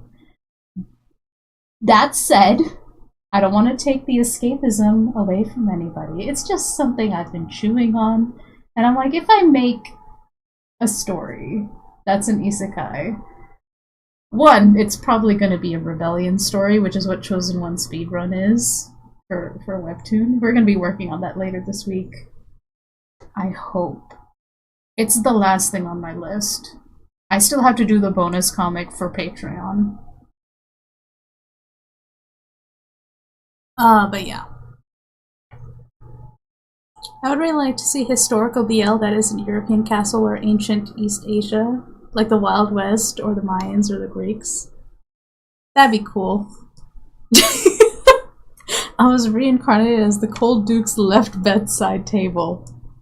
That's certainly specific. I'd be curious to see how that manages to develop, but yeah. Anyway, like, I don't know, because it's like there's that escapism aspect of getting to follow characters that have a lot of power and money, and they're able to do all these cool things that, like, you can't do in life, and we're never going to reach that level of affluence, generally speaking. Maybe it's just because I'm sensitive to paying attention to shifts in, like, culture and politics and just, like, what's going on in the world, because making stories is like a medium rather than like, you know how people are smart in sciences or anthropology? They have like a knowledge base to expound upon, but when you're writing stories, your knowledge base is like the rest of humanity and all the shenaniganery that we get into. And so you end up learning and studying specific areas of interest. And one of my areas of interest are things like cult psychology, societies, bigotry, racism, like imbalances of society and stuff like that. And so because I naturally pay attention to those things, I become very critical emotionally of stories that are like unwilling to address systemic problems, which is not their responsibility. Sometimes you want to read a fantasy story, you just want to go on an adventure and not address systemic problems that could crop up in this little fantasy magic story that you've created, for instance. Which is fair and valid, because that stuff is depressing. At the same time, I'm just like, maybe this is a me thing. Maybe it's because I'm presently, at the moment, incapable of writing stories that don't try to address those things, because ignoring them feels more painful than trying to struggle through understanding and or finding ways to rebel against systemic injustice. Yeah. I think I realized something. There's already a guy that got reincarnated as hot spring bathwater? What?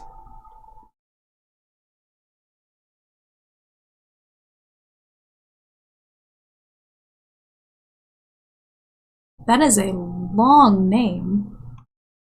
And I don't want to say it out loud because it's a spicy comic. But, okay. If you want to go down that route. I don't think I want to go down that route, Flapu.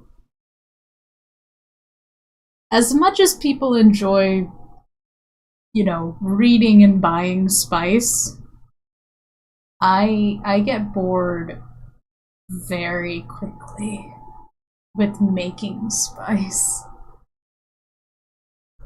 I can't explain it. I just do.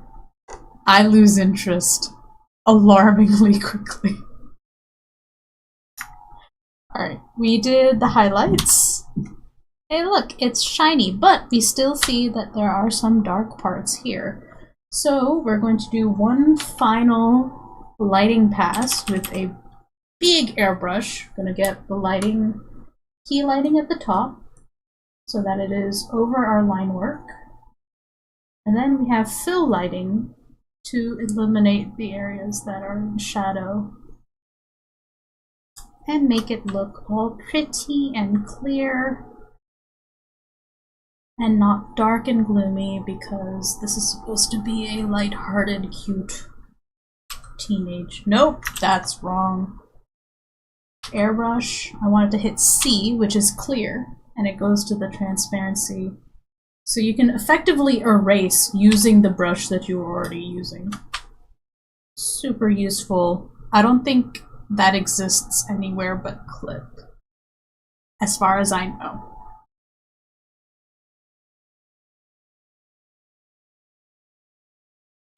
Nope. Alright, and if you tap X, you could go back and forth between your foreground and background colors.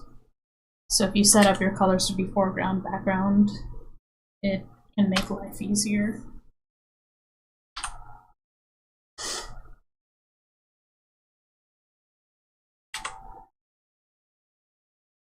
I just had to remember that I set up the colors there. Control D, X to get to our main color.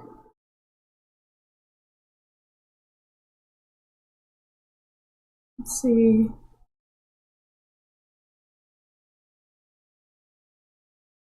I get bored also, I just had to know why this was created. That's fair, Flapu. I feel like morbid curiosity is also a valid reason to like look into a story and be like, how are you going to pull off this ridiculous premise? It feels like and it sounds like it shouldn't work, so I would like very much to see how you make it work. Oops. Let's see. So here's my noise and redshift. This is a custom action that I made to give a finish to the art that is not for this comic. I don't do it for this comic. I do it for my comics. We don't need that. I like adding a texture to my art, but that's not in the style guide for My Gentle Giant. Alright, next thing's up. Dialogue bubbles. So, way back when, I went into the default dialogue bubbles, and I set these up so that the thickness and the object style and the brush shape all were things that fit with the My Gentle Giant art style. And now they are preset to just drop down on top of these text layers. And now that they're combined, you can select the bubble. It'll more or less center your text. Sometimes you do have to move the text around. Make sure you have enough buffer at the edges of the letters to your speech bubble. This one has the little drawing, so we can scoop that a bit more. Yeah.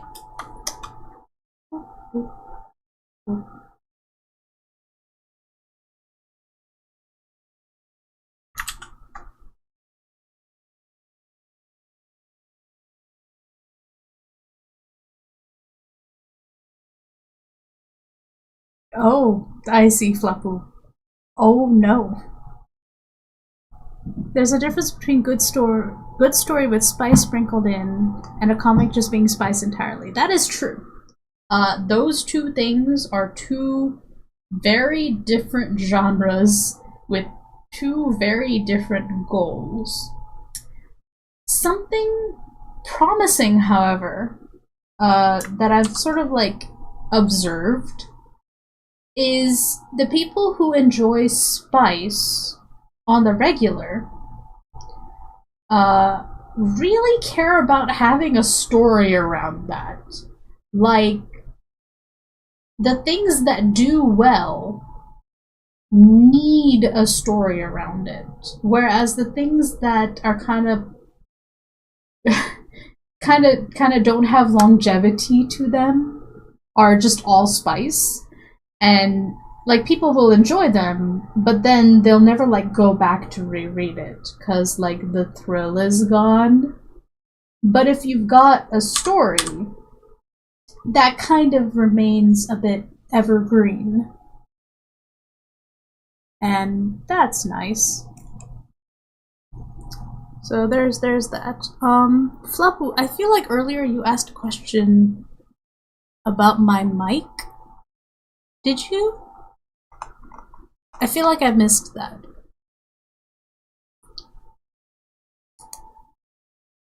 Also,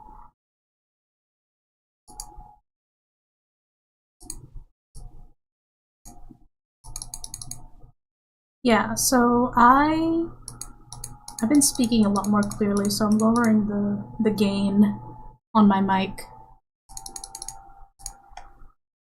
Close. Quick gaslighting go. Bird bath. What mic I got. So, just a moment, pardon the noise on this. I have a snowball or blue snowball mic. There it is. It is. I've had this blue snowball since. Oh gosh. I used it in college. So I've had this thing. I had it in college and I used it.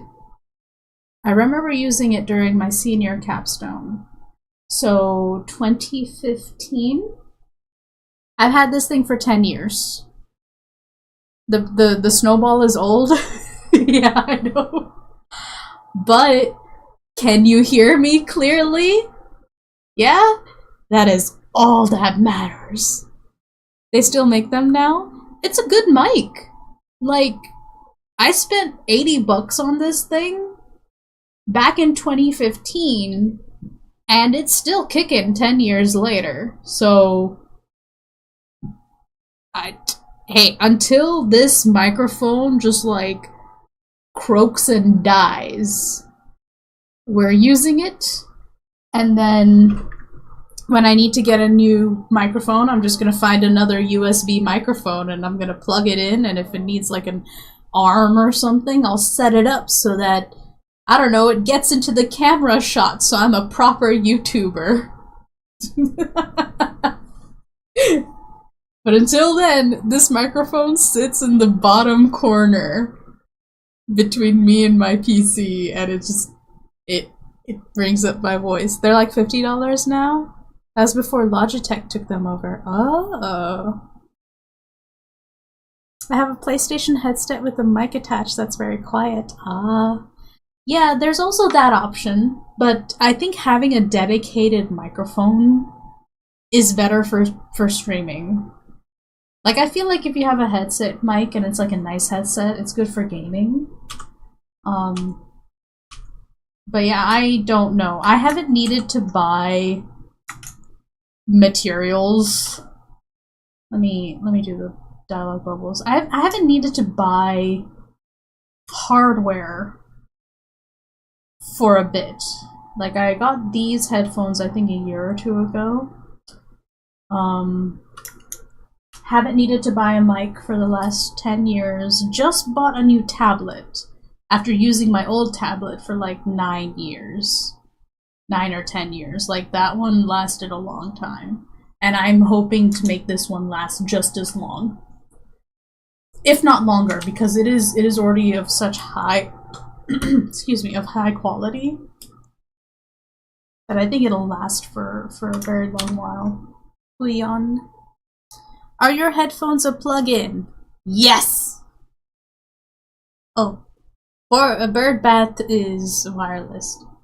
Mine is plugged in, and I have like a little... I don't know what this does. I think it plays and not plays stuff. I don't know, when I click it, it does nothing, so...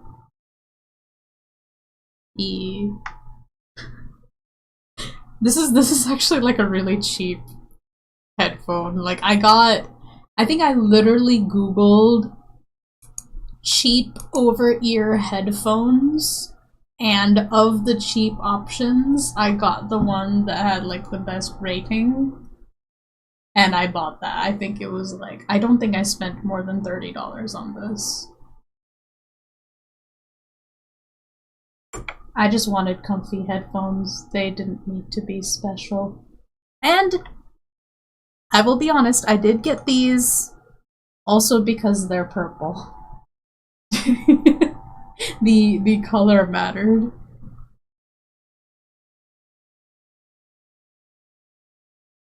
I have a dongle, which is a groovy word. It is. For the longest time, I didn't know what a dongle was when they were first starting to be like used. And I didn't know that they were like vital for certain wireless things. Like wireless mouses had a dongle which plugged in. Or they were like internet dongles, like portable Wi-Fi thingies. I remember my dad had one for work.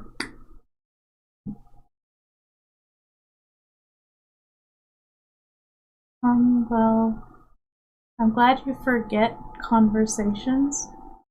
Flapu? What do you mean?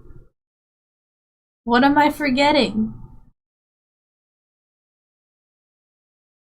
What am I forgetting? Flapu, you can't just say that and not tell me anything.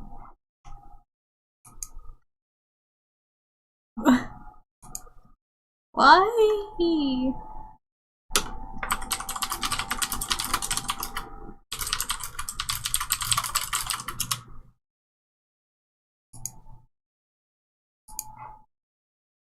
Flapu's a bully. What do you mean no need to worry? What do you mean have a good day?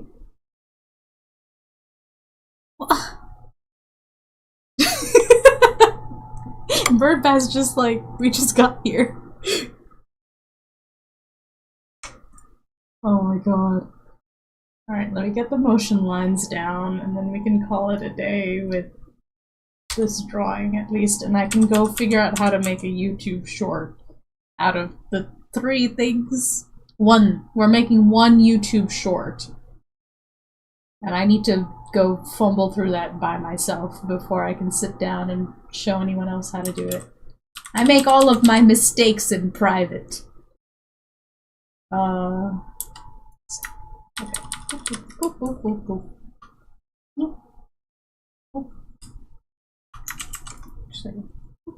There we go. There we go.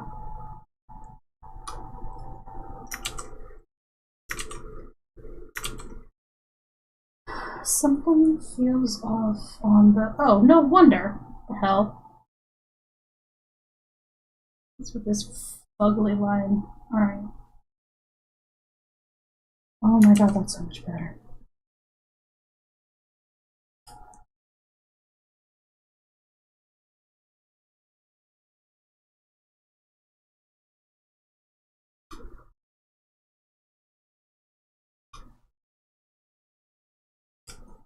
Okay, save.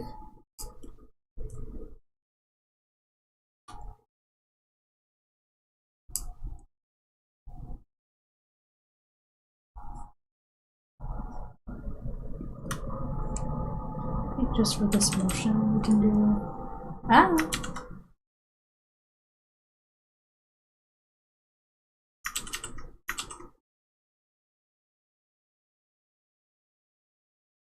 There we go. Lock transparency, grab an airbrush,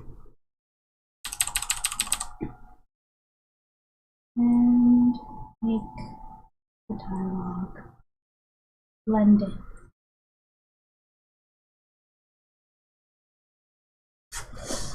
You know this shift is over when the Twitch chat starts gaslighting you? Right? You're taking advantage of the fact that I can't remember anything that I said past 2 minutes ago. Or, you know, the instant it's out of my mouth. It's just gone. I retain very little in my short-term memory if I'm not, like, actively trying to learn something. Taking advantage? Fuck, why? Why would you take advantage of me? Makes things easier? Makes what easier? I know, right, Birdbath? Flapple evil. Flapple abusing power as mod. Who do we report to? There's no, what do you call it? What do you call it when you have no other, you can't resort to anything. Flappo's all-powerful mod. Flappo can do whatever they desire. I report to myself. Ah yes, I will do an investigation into myself and I have concluded that I have done nothing wrong. We'll have to tell Mr. Bezos. Mr. Bezos doesn't care about anything. The man's ready to leave the planet. Alright. Get rid of that. We finished this page! Yay! Control-Alt-Save. Or hold on. So, something I set up, I think, is my Control-Alt-Shift-S is batch export. And I do batch export for these projects. And so, export folder has to go into my Gentle Giant chapter 14, MJG chapter 14, okay. 1500 pixels wide, crop to crop marks, okay. Because that will save this to where I can then upload it for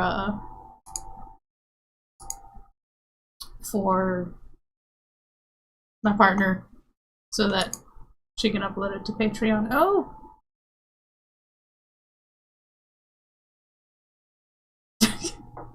Thanks for posting all the clips to the Discord, Flappu. This is very new for me. I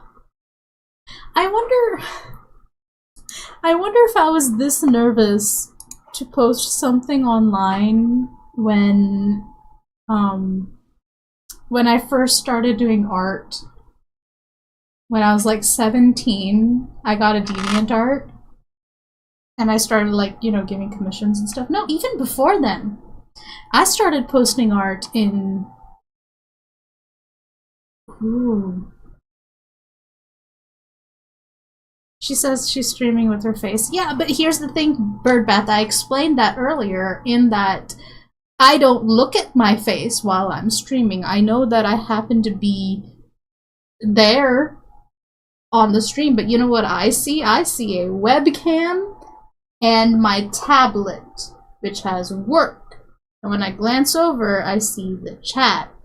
But I don't see me, therefore I'm not actually on screen, because out of sight, out of mind. Now, when I actually have to sit down and stare at myself talking on screen, that's where I'm just like, this is uncomfortable. I don't like it. I feel awkward. But I'm gonna have to do it anyway, if I care about my career. So, but see, here's another thing. On streams, notice how you and Flappo are the only ones here? I don't have to worry about the fact of lots of people seeing my face, because it's just you two, and that's not scary. If it was 10 more people, that'd be scary, and maybe I might get self-conscious about it. But that's future Sera's problem, assuming we ever get there. Aha. I wasn't listening, I was zonking out. That's okay. There, bird bat. It's okay. You don't have to listen to me. It makes it even easier for me to stream. Sera is handsome today. I think the word pretty is more appropriate. I like both. I'm non-binary. A compliment is a compliment. Thank you. Alright, we finished a page. I need to finish more than one page tomorrow. Which I think we'll be able to do. The next few pages are not super difficult, and I've already gathered all the backgrounds that I need. So we're gonna do more batch work tomorrow and the day after. And in my off time, I'm going to have to work on so much stuff. Okay, we'll figure this out. Flow. Same. Alright, so hands. No, go away, Flapu. I'm gonna put you in a box. Shoot. But I do have to, legally binding, I have to listen. Birdbath, what did you sign? Don't sign anything! You can't be legally bound then! Alright. I believe that's enough. I'm gonna get demoted? Demoted to what? You can't keep me in a box? Watch me, Flapu! I can do anything I put my mind to. All powerful. Just cause you're a mod doesn't make you the boss of me. The jar. The jar, get the jar. We have to put the mod in the jar. Don't worry, I'll stick some holes at the top lid of the jar. Come here, Flapu. Alright, I need to, What? Oh no! What is this? Oh! I can bully you until you do? No! No bully! It's like my cute little emoji that I have of a blob and it's got a sign and it says no bully.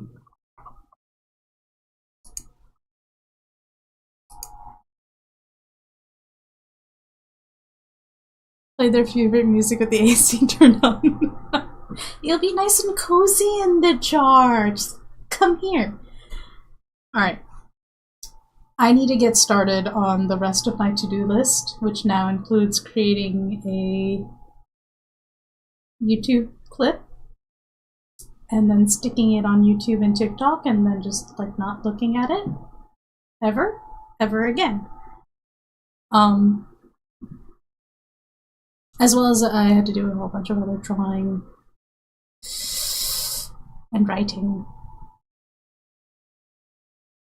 in the next half hour because I also need to rest. So, yeah, that's all for today. Thank you for giving me company. I appreciate it.